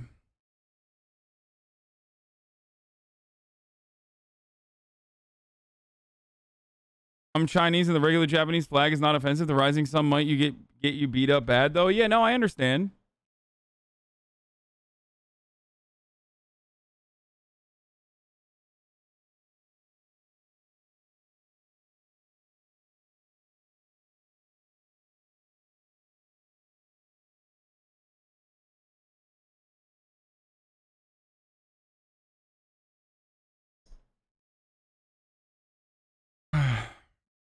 It's really just diagonal lines, really easy to replicate if you don't know, unlike a Nazi flag. Yeah, that's the other thing, like... The Nazi imagery is very deliberate here. Like, this is not, like, diagonal fucking lines, you know what I mean?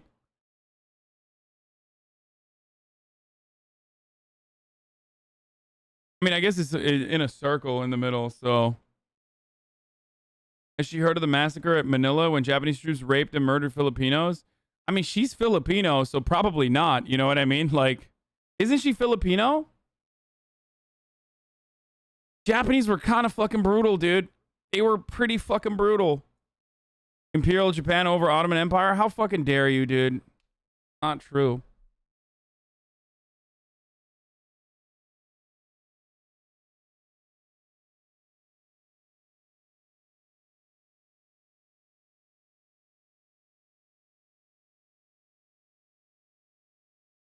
It's literally wrong.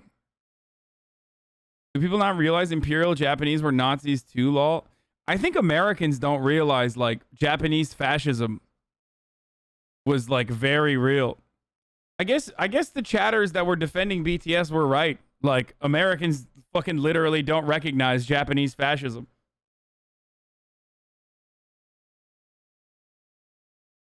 Or the many other war crimes that Japan, like Imperial Japan, engaged in.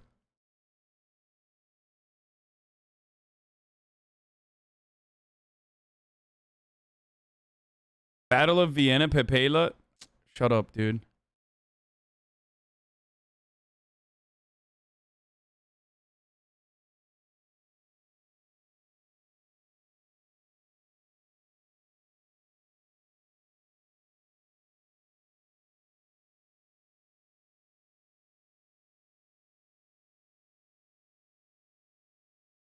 Anyway.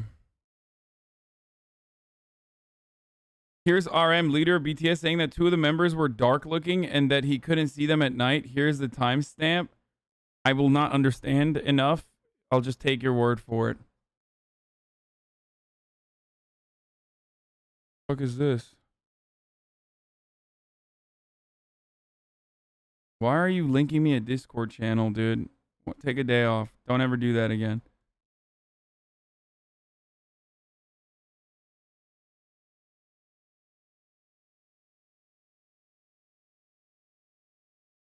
I was watching a video and then we fucking dove into some crazy shit, dude. How did I even get here, dude? How the fuck did I get to like BTS doing... How did I get to BTS doing Nazi photo shoots, dude?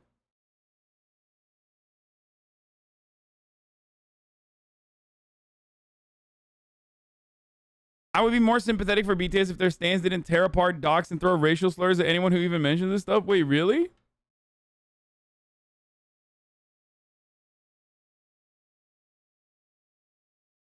I guess it's like, yeah. Here's watching my Twitch stream is basically like having an ADHD brain for a lot of you. If you don't know what it's like, you get to learn a little bit. Let's keep going. Including such titles as my first video. That's my favorite part. Followed by I deleted all of my social media. I've decided I'm better off dead. And finally, I should have done this a long time ago. I'm tired of being bullied and people making up things about me. I'm sure BTS would love to acknowledge this stuff, but they can't because their fans want to pretend it didn't happen. Their fan base literally create drama about other K-pop groups to make their group look better. The amount of fake info they spread is Trump level. They're very toxic in general, even if you didn't do anything wrong. The artists say that they think it's funny when they see people being toxic to others.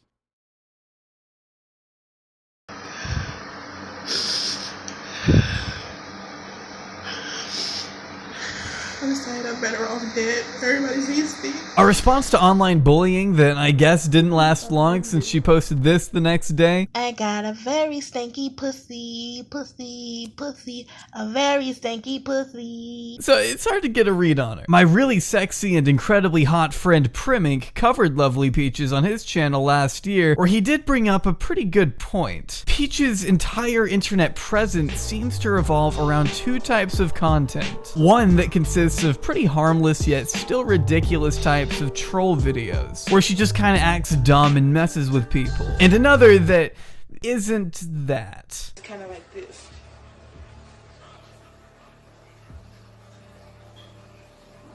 And I was like, hello? Are you there?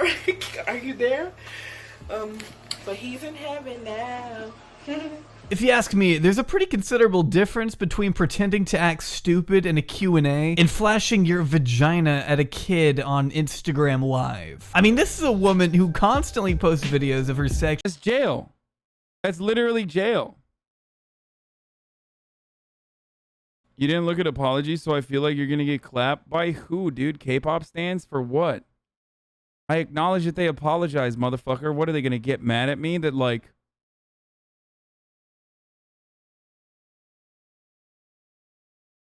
Don't be so quick to attack Jimin. Did you know that the swastika is also a symbol in Buddhist culture? Also, what's wrong with being from Iowa? We beat Dream Stands. We beat K-pop stands. No, because Dream Stands and myself have a big community overlap. Whereas with K-pop stands will literally be from Iowa, but like completely act like they're living in South Korea.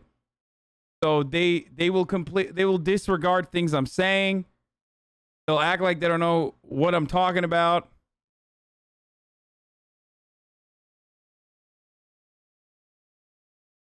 Why do you hate Iowa so much? It's a joke, man. Chill the fuck out.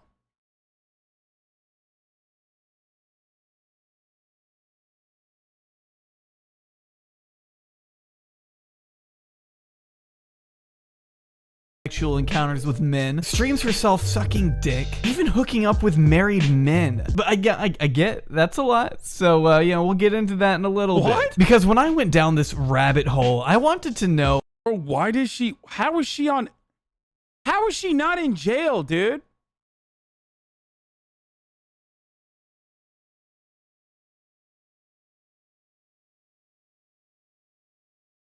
how did Peaches even get to this point? Why was she followed and supported by so many huge influencers on social media? What caused this? Well, I have to say, it's pretty simple when you boil it down.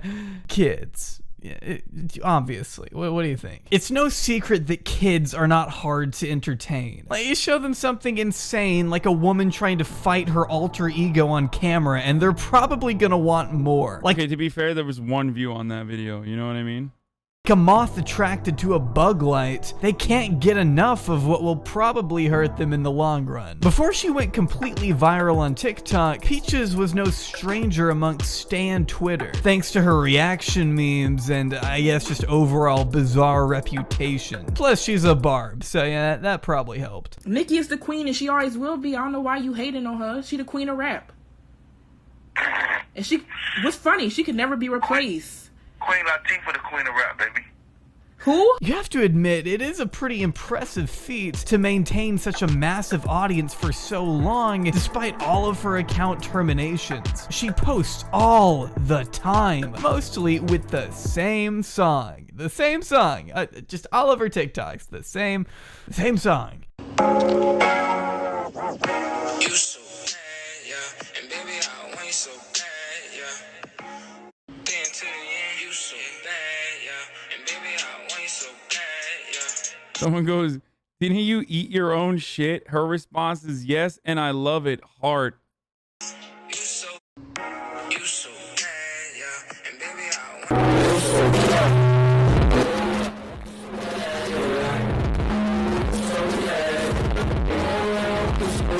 The fact that she was able to get so big off of this really is a testament to not only her own entertainment value, but also the type of audience we're dealing with here. She's even used her reputation to launch a seemingly legitimate music career in the same vein as WWII or Lil Tay. If I wasn't so concerned for her mental state, I'd say it was genuinely well played. I mean, her voice is actually pretty good. I'm sick of trying, sick of finding love me, my baby, my baby, my baby loves me. But I'm afraid there are some deeper layers to Lovely Peaches that are just too glaring to go unrecognized. On March 1st of 2018, when Peaches was just 17 years old, she had a child named Cora Miracle. Hi guys. Well, I'm in my 3rd trimester now.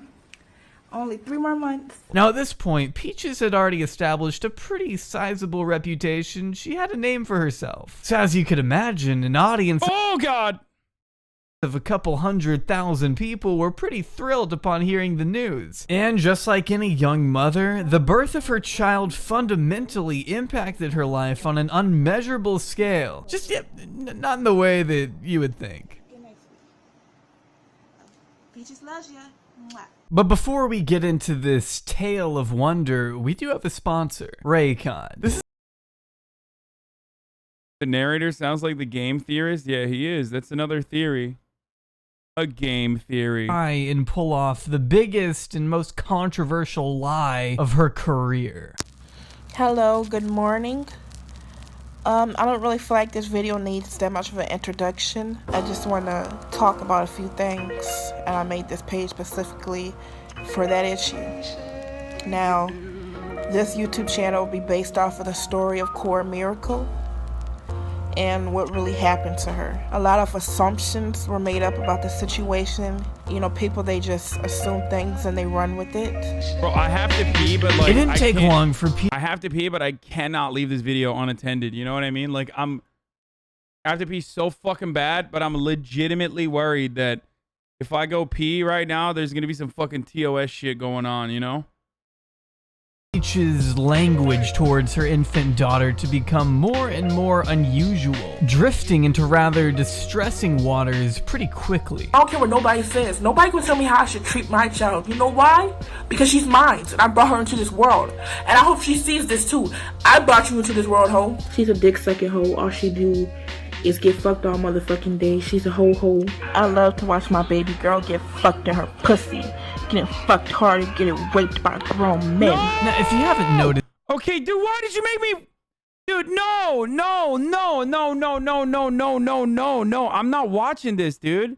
No fucking shot, dude. Why did you... Some of you are fucking psychos. Kim Gooden, who literally fucking spammed this link over and over again and was like, dude, you have to watch this.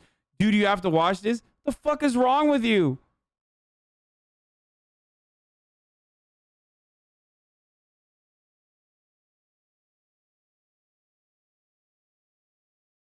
You have to watch it. It gets so much better after the fucking intro, which is like really bad. What the fuck, dude? This Lovely Peaches is a very erratic, unpredictable individual whose intentions can oftentimes...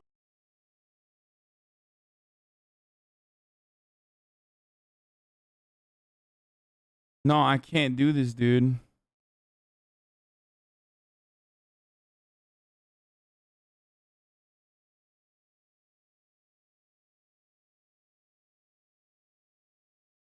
Just female EDP. I mean, she's like one step further.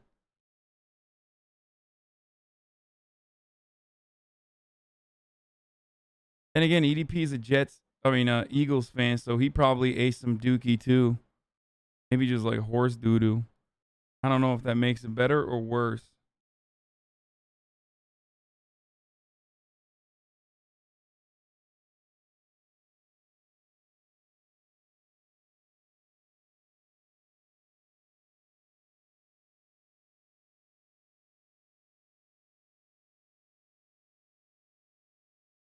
I didn't even do LSF today. I'm going to LSF, boys.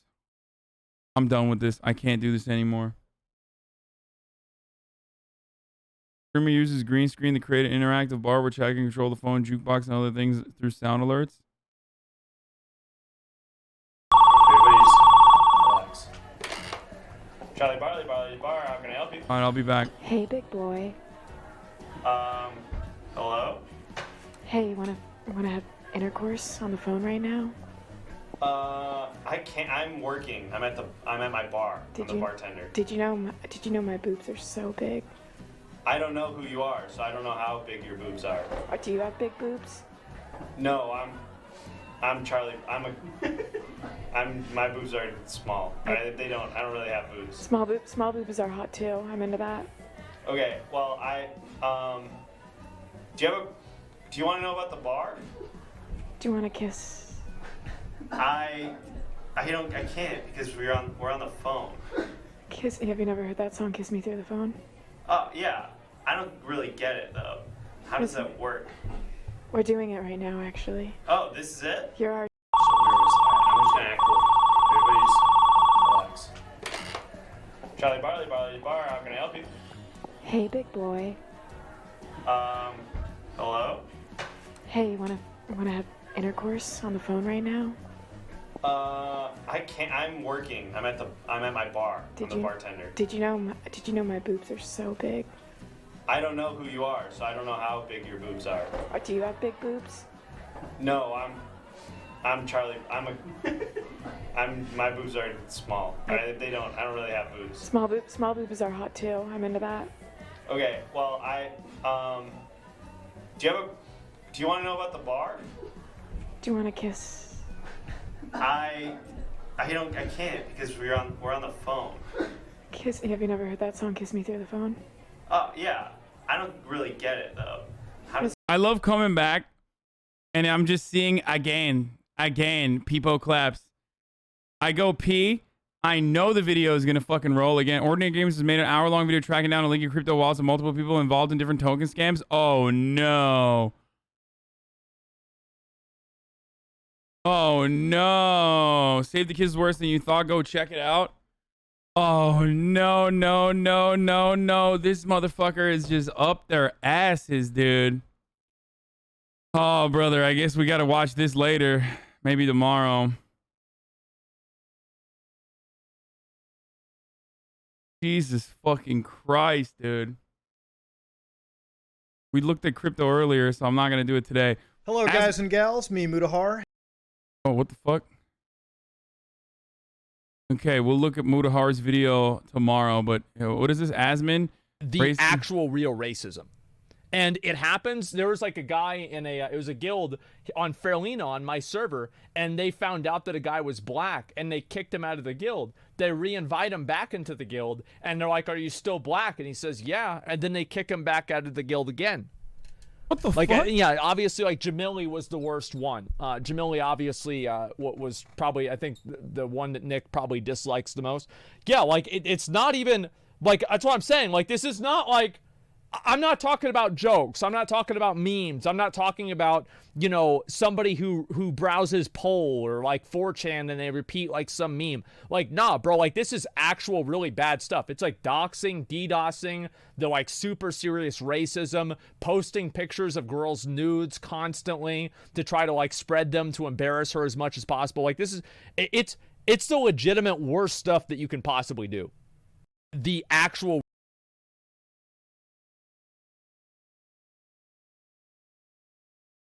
That's crazy, man. Like, what the fuck? You know how, like, I've joked about this before, but, like, you know, some people just, like white girls will just, like, take conservatism as a personality. I feel like white kids, and just, like, kids on the internet, not just white kids, actually, a lot of fucking kids do this on the internet. They just do racism as a personality. It's like, I don't have a personality, so I'm just gonna do racism. Real. Like, that's my personality, dude.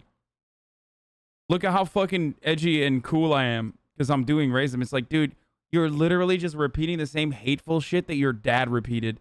It is not cool. It's not fucking subversive. It's not edgy. You're just a fucking dumbass racist, dude. Oh, but I triggered you. I triggered you so hard. No, you didn't. Like, you fucking didn't. You're just a jackass, dude. So sad. Noma, really? yeah, what's your name, bro? My name is Nikolai. Nikolai, nice to meet you, bro.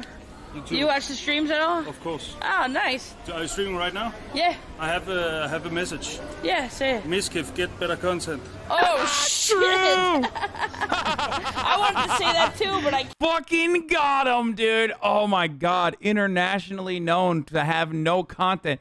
This motherfucker was literally watching videos I was watching yesterday earlier, bro.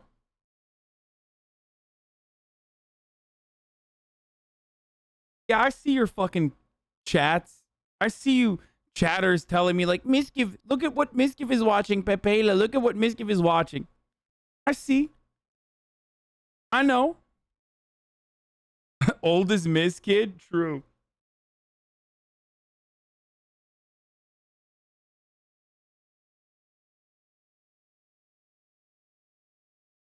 Is he in here right now? No, he's not.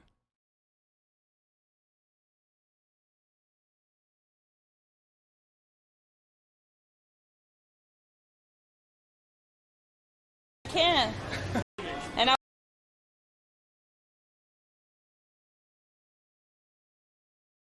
Is that good? Next level Best Buy customer acquisition. So you're gonna watch the 4 hearts. Ready? Like if I go like this, I'll show you. There's 2 other cards. Okay. These 2 are gonna be the same to confuse you. So watch the 4. If we go like this, look, open it, so we'll mess it up. Let's see. Watch it. Okay. 2, 3. Go like this. There we go. And then I can show you it. Watch it. 1, 2. The Final Fantasy 14 community are hating Asmongold because he's getting people banned from the server for no reason. When they see him, they actually run away or log out. What? Why would he get people banned, dude? What the fuck are you talking about? Yo, Chatter just wrote that. Mizkif content is really is shit, but people supporting him. Lol, HasanAbi, he's coasting hard. Good for him. Dude, why are people... Whenever I shit on Mizkif, there's always like 5 or 6 chatters that take it seriously. No, I don't think his content is shit at all. Bro, Schooled was actually fucking really good. I think he puts a lot of effort in lately. Like, I think he's doing great. I really do. I think he's doing a great job.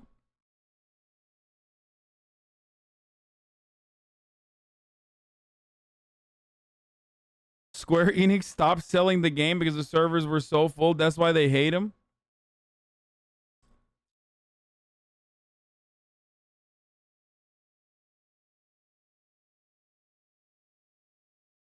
Now it's over here. So you have the ace. But if I give you that ace, watch the 4. Ready? 1, 2. 1, 2, 3 flips. What? I have the ace.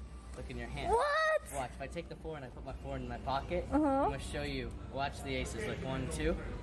See? If I go like this and I snap, the 4 comes back. And the ace is right there. Okay, hold out your hand flat one more time. How? Watch the 4 here. Like if I give you the 4, look, it turns into an ace. And the 4, see, it goes back to my pocket. But if I give you the 4, take the ace, put the ace inside my pocket, and I show you the 4 is there, I can also show you it's there. And if I do it right, it should also be there, and the 4s and the aces will jump right back to the pocket. Dude, I can't even pay attention to what this was. Google Slides on the things I've learned between my 23 days of just chatting. And, you know, here it is, guys. All right, so first, I found out that Keck W and Lol W are the Twitch equivalents of Bloods and Crips. I found out both parties are unable to live happily simultaneously. One community has to adopt one another or further create internal turmoil. Okay? True. I also found out just chatting isn't really just chatting. It's just reacting to YouTube videos. And where the streamer pauses every single 4 minutes and 37 seconds to... Okay, motherfucker, just say you fucking watched... I don't like that. I don't appreciate give a that. sheen from Jimmy Neutron type take, which varies from, you know, that's cool. Come on, bruh. Sick. Who wants... Oh, he's making fun of... Oh, never mind. He's making fun of to Mizkif. see my boxes? Unless you're HasanAbi, where you'll create a 47-minute dissertation on why the left and right can't coexist peacefully on a 2-minute video that's titled How I Pranked My Neighbors into Thinking I'm Batman. Okay?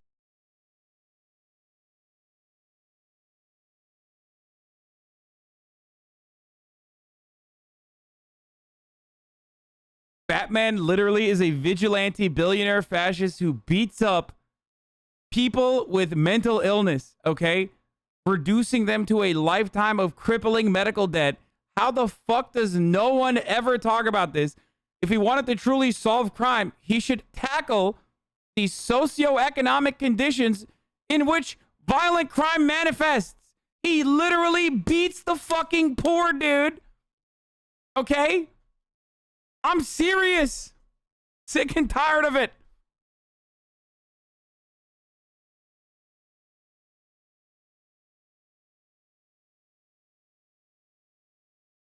So he's wrong. I mean, he's right. I do a lot of political analysis on, you know, monotonous, fun shit, but, you know.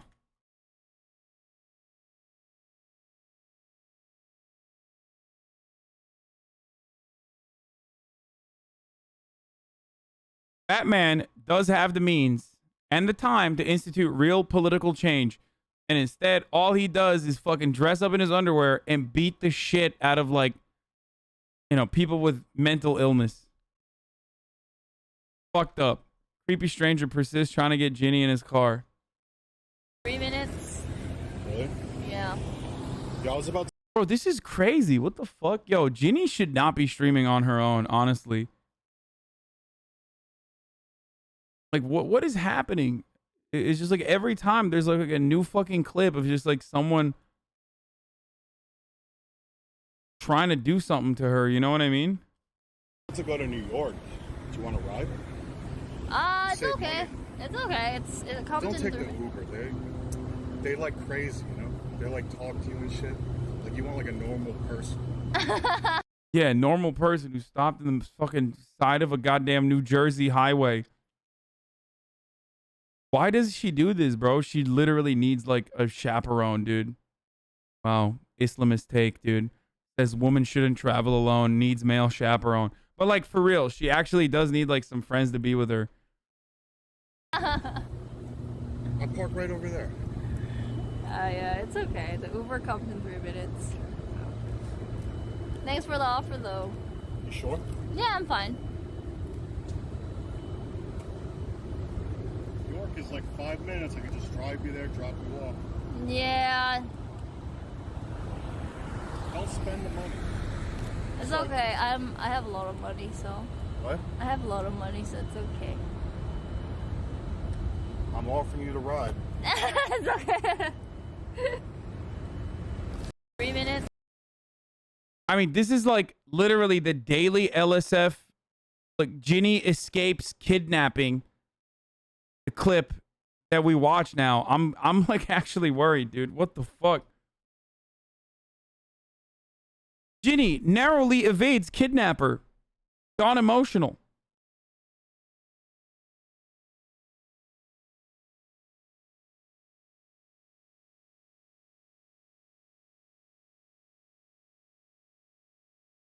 Dude can't take no for an answer. I mean, it's not even just that, dude. Like, yeah, dudes are fucking psychos, okay? Obviously, I'm not like victim blaming here, but for real, dude, it's scary as fuck, dude.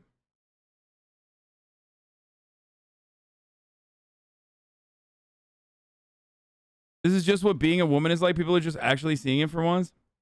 Dude, I don't do IRL streams on my own, chat. I'm fucking 6'4".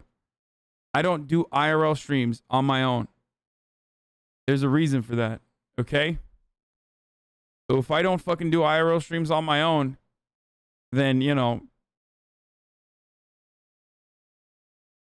understandable why Ginny wouldn't, understandable why I'd be concerned about her safety too. Hasan did a mud pie. I'm serious.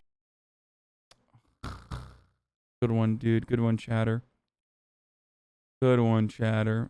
Trainwreck fights the sun. Right? Those high values of money or the high amounts of wins, whatever the fuck the wording is, that sounds very awkward. I'm not using it correctly, but then don't allow it. Right? If you're going to take my $1,000 per spin, then be ready to pay some crazy fucking shit as well. Shameless, bro. Shameless. I'm so pissed. Now this fucking sun's coming around my eye. What the fuck you want, huh? What do you want now, dickhead, huh? What do you want? What do you want? You want to blind me now too? This motherfucker takes my money. You want to blind me? Take it. Fuck it. Take it. Holy shit. Now I can't see. Right? Those high value. Dude, his microphone noise gate is actually perfect. I got to change it. But no, because then I wouldn't be able to listen. Sopranos character. Train is literally a Sopranos character. But he's not doing well again. That's a big bummer.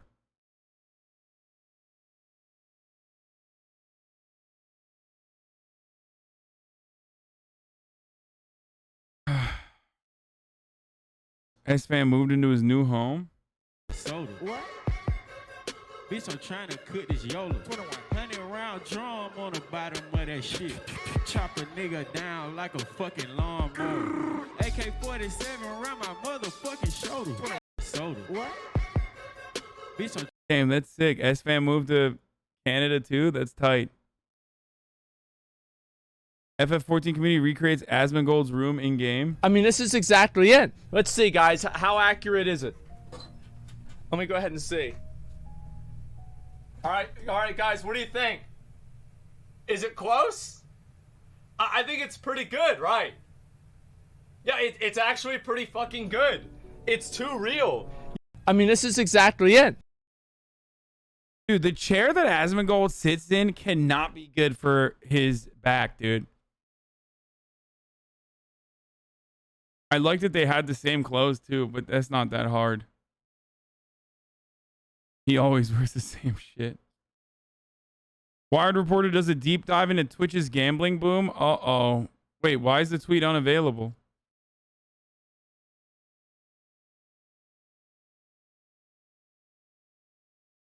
Twitch tells Wired that it strictly prohibits illegal content and activity on the service and is closely monitoring gambling content. Many say this has gone way too long.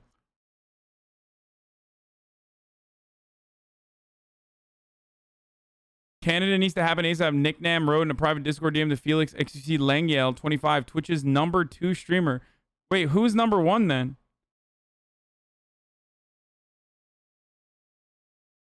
Who's #1?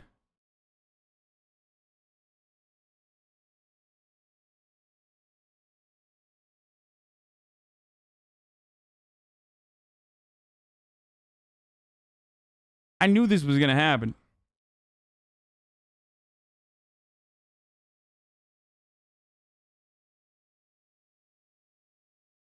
Dog shit report, probably. I fucking doubt it. What is this? Yeah, it is illegal, right?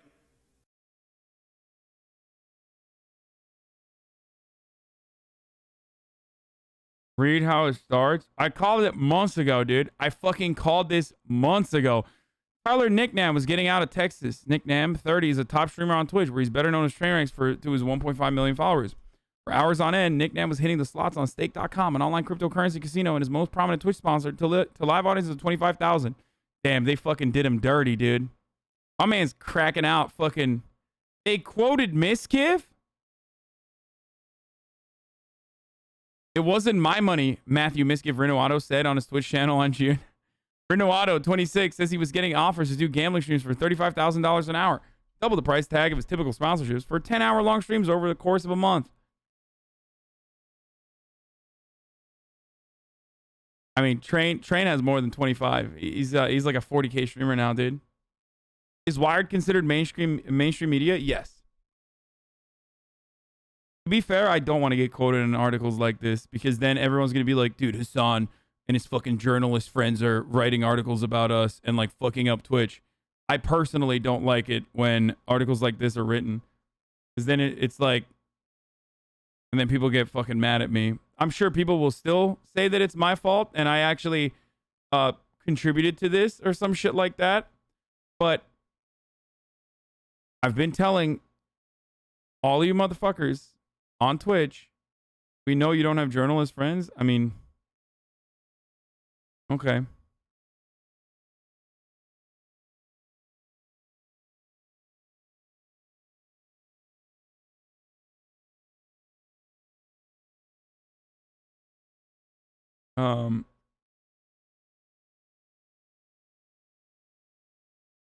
I've been saying that this is going to be fucking bad. Big Gamba is literally paying streamers to get teens addicted to gambling and raking in big online casinos. Yeah. No shit.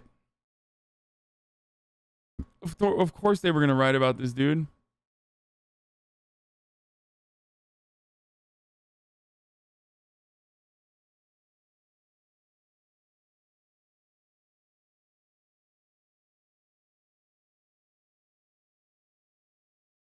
Replace boomers with lifelong teen addicts.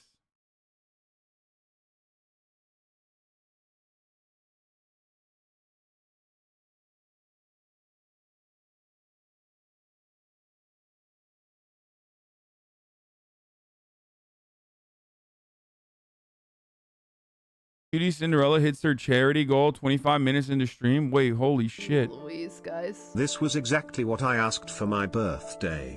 Thank you for inspiring. She crying?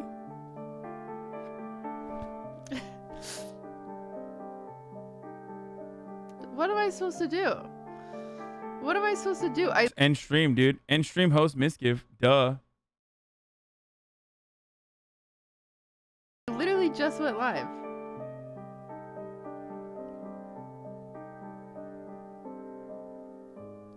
Jeez Louise, guys.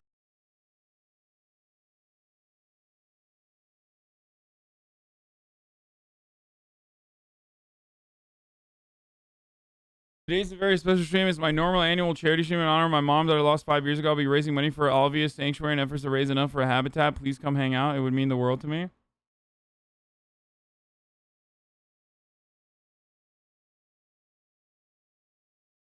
Do a charity stream, Puggo, and take all the money. Okay, you got it. Asmongold, yeah, let me do a charity fraud. Asmongold's massive resurrection clutch during Ifrit's fight. Sea lion taunt. Sea lion taunt.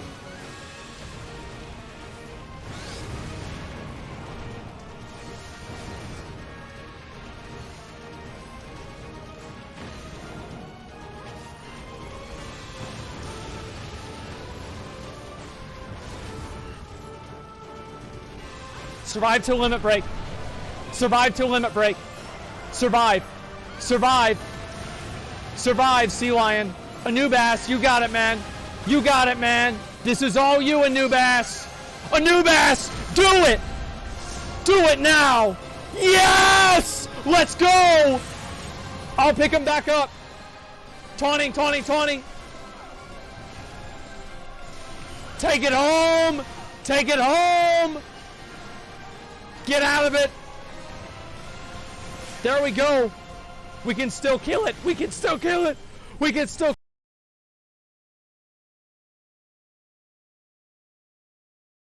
I have no idea what happened there.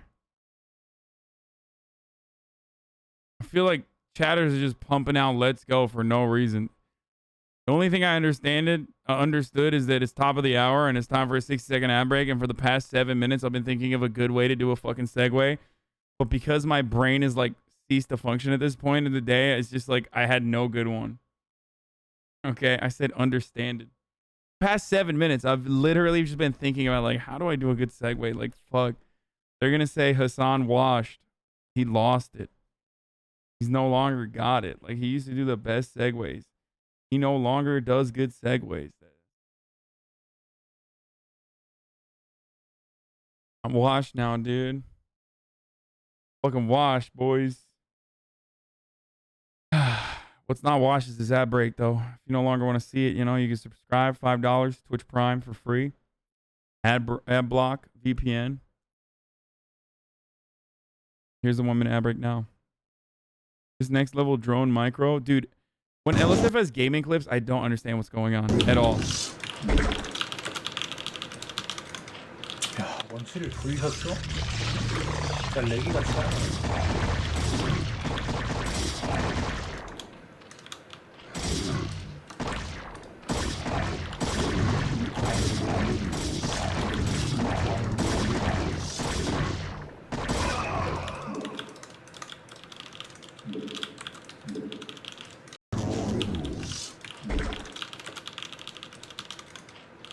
원치를 보이셨죠?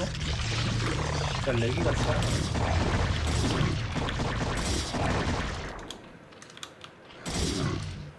Explain what he's doing to me. Oh, did this loop?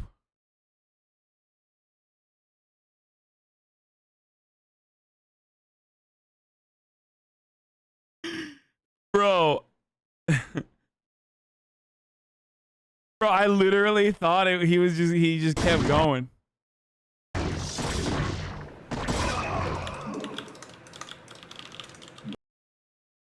Microing drones so he doesn't lose while also trying not to lose too much mining time.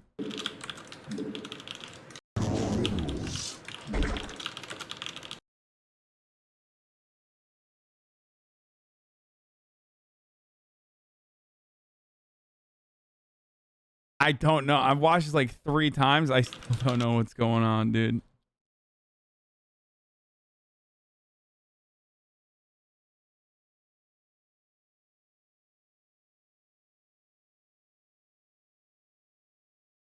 Craigasm. You spell it wrong. Hold on, let me see this. Oh.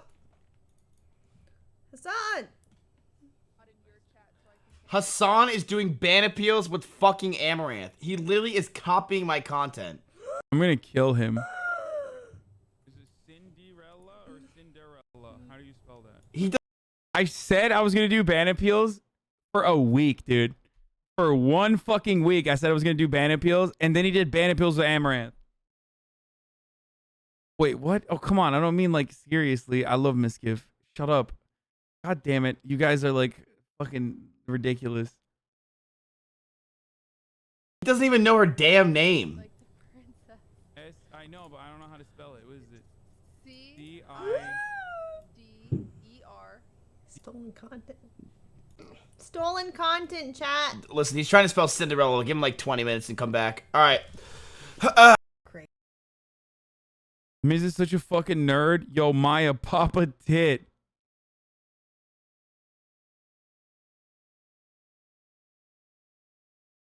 That's so funny. This is the I love him, why would I kill him technique? Yeah, exactly. Yo, Maya, Papa Tit. What the fuck? Jesse J walks past Hot Chubby. The first stomach, I'll drink. I'll drink it. Who the fuck is Jesse J? Is it bad? Who's that? Is it price? The first stomach, I'll drink. What's popping in the background, dude? Singer, popular 8 years ago. When T-Pain hears it's your birthday. Oh shit.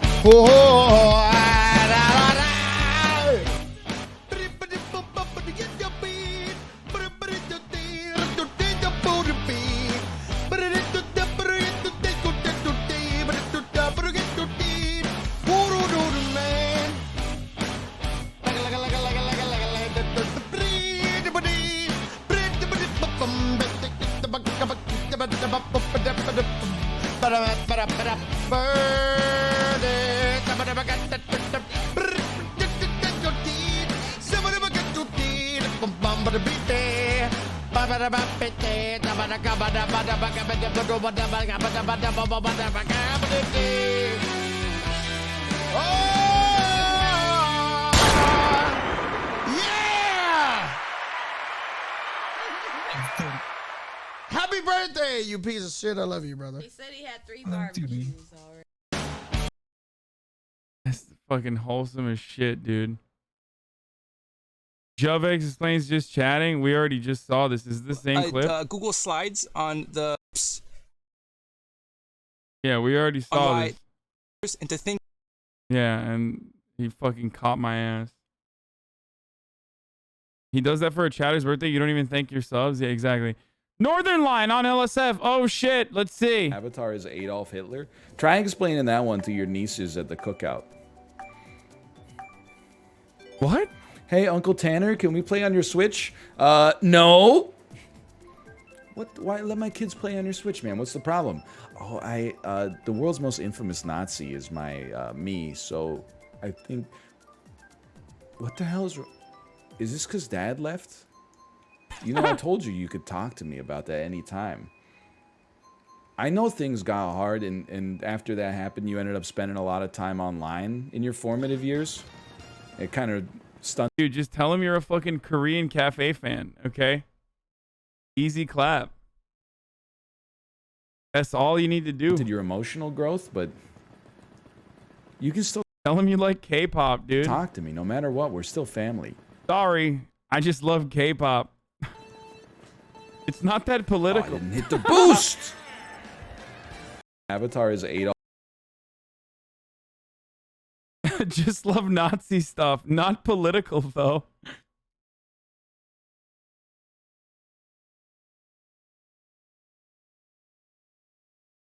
Dude, that was the most insane thing I've done. That was a legendary song. Like Brit does a Mizkif impersonation after getting an eyebrow slit. Like Mizkif? Hold on.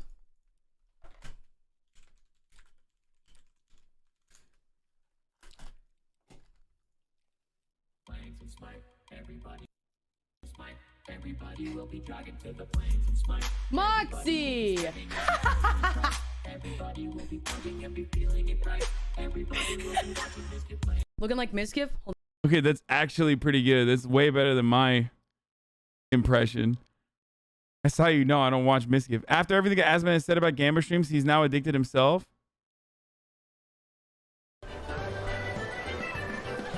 So it can't be this one. It could be this one. I think it's this one. Bro, so everywhere Asmongold goes, there's like a entire... Oh my god. Is there just a whole ass squad with him everywhere he goes, dude?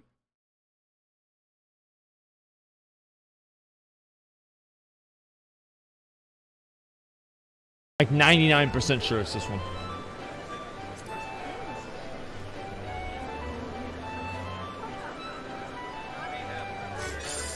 Shit! No! I knew it was the diagonal! Oh, God damn it! Can I buy another one?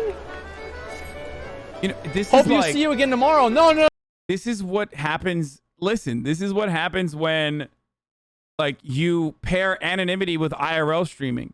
Like, if you could be anonymous during IRL streaming, I would get stream snipers like this. It would be fucking unbearable.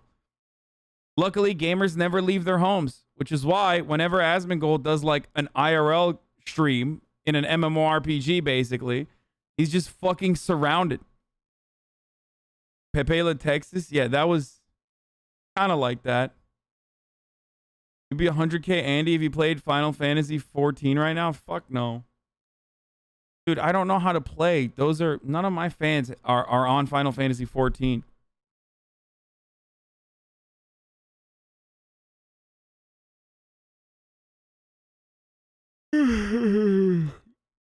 Okay, I was lying. I guess all of you guys play Final Fantasy 14. What the fuck? Rich gets welcome to Heaven's Ward. Next Final 14. Okay, these are all Final 14 clips. Final 14, Final Fantasy 14. I just don't care, man. That's all there is to it. I don't give a fuck. If other people do, listen, I'm going to tell you guys the truth, all right? If you don't like the idea of your girlfriend doing OnlyFans, then don't fucking date a girl that does OnlyFans, man. Like, it's just... Respect. Just that simple.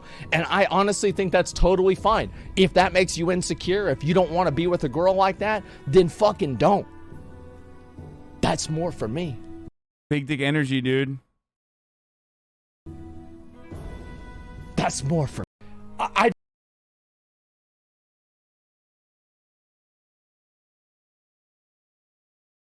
play the fucking anime game, bro. No. I don't know how to play MMORPGs.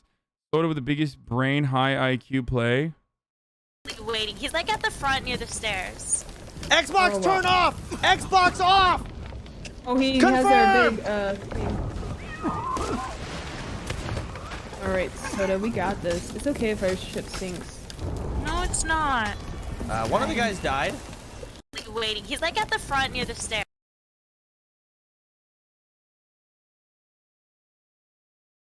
Asmon is so happy not playing WoW. It's insane.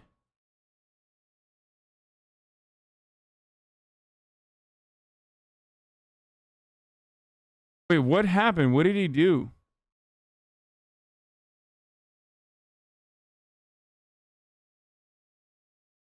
He turned the other person's Xbox off? Oh, he Confirm! has our big thing. Alright. Oh my god, he used, like, in-game, he uses in-game voice to turn off the other person's Xbox? That's crazy. It just worked on mine? Wait, really?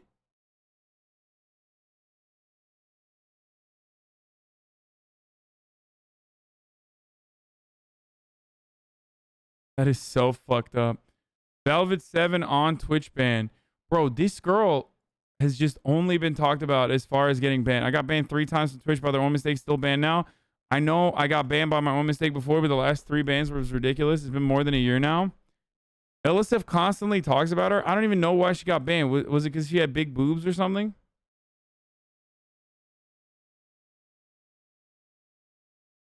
Due to a mistake on our part. Jesus Christ, dude. She has like, yeah, she has like big boobs and she was dancing and then they just like fucking banned her.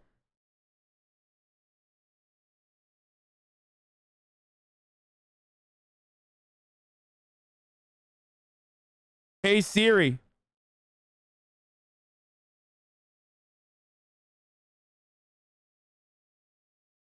Did that work?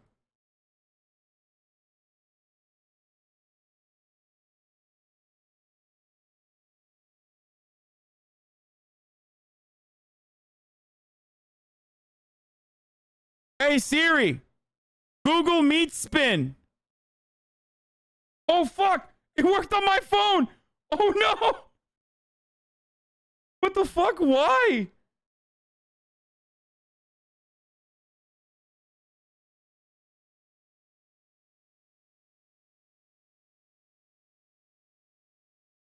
Wait, I don't have Siri unlocked. Hey Siri.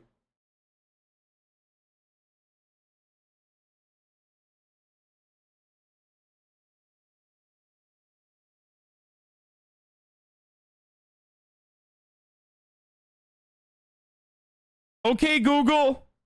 Search meat spin.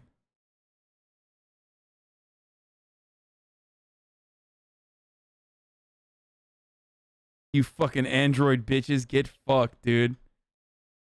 Get fucked, dude. It worked on mine.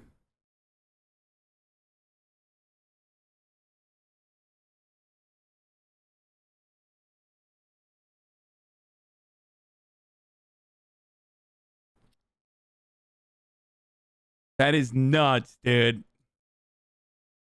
It's actually fucked. Oh, the full extent of the HasanAbi Industrial Complex made it on the LSF. How is that shit verified then? I don't know. The HasanAbi Eclipse Industrial Complex is real? Oh my god! This shit is actually crazy.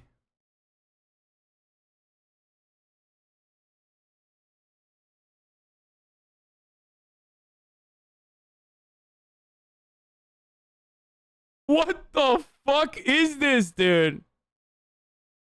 Respect, boys. Alright, listen, I'm tired as a motherfucker, okay? I'm done. I'm done for the day, boys. I love you all. I'm gonna hit that last 3-minute ad break here, okay? Does anyone have the link to the outro song that we play? I don't know why. I'm like yawning. My brain is not working, okay? Did you ever do PO Box? Yeah, I did. Whore? Yeah, I'm sorry that I'm only doing an 8-hour stream. I trained this morning and I'm fucking tired. And I still have to get prepared for tomorrow's podcast with John Lovett of Love It or Leave It fame, dude. So I apologize. Here's the 3-minute ad break now. I'm going to play the outro music as well. For those of you who have never heard of it, it's wonderful. Okay. Here, I'll give you a little taste of it. Sunny Los Angeles, Here's the ad break now, boys. Everybody, I'll see you tomorrow. I love you all. IRL streams are coming up. My bag, I fixed my bag. There he is again. And I'll see you tomorrow, all right? The sun is streaming. There he is again. The sun is streaming. The sun is streaming. Reviewing the P.O. box. Uncle Euger's face. Sudden discord agitprop.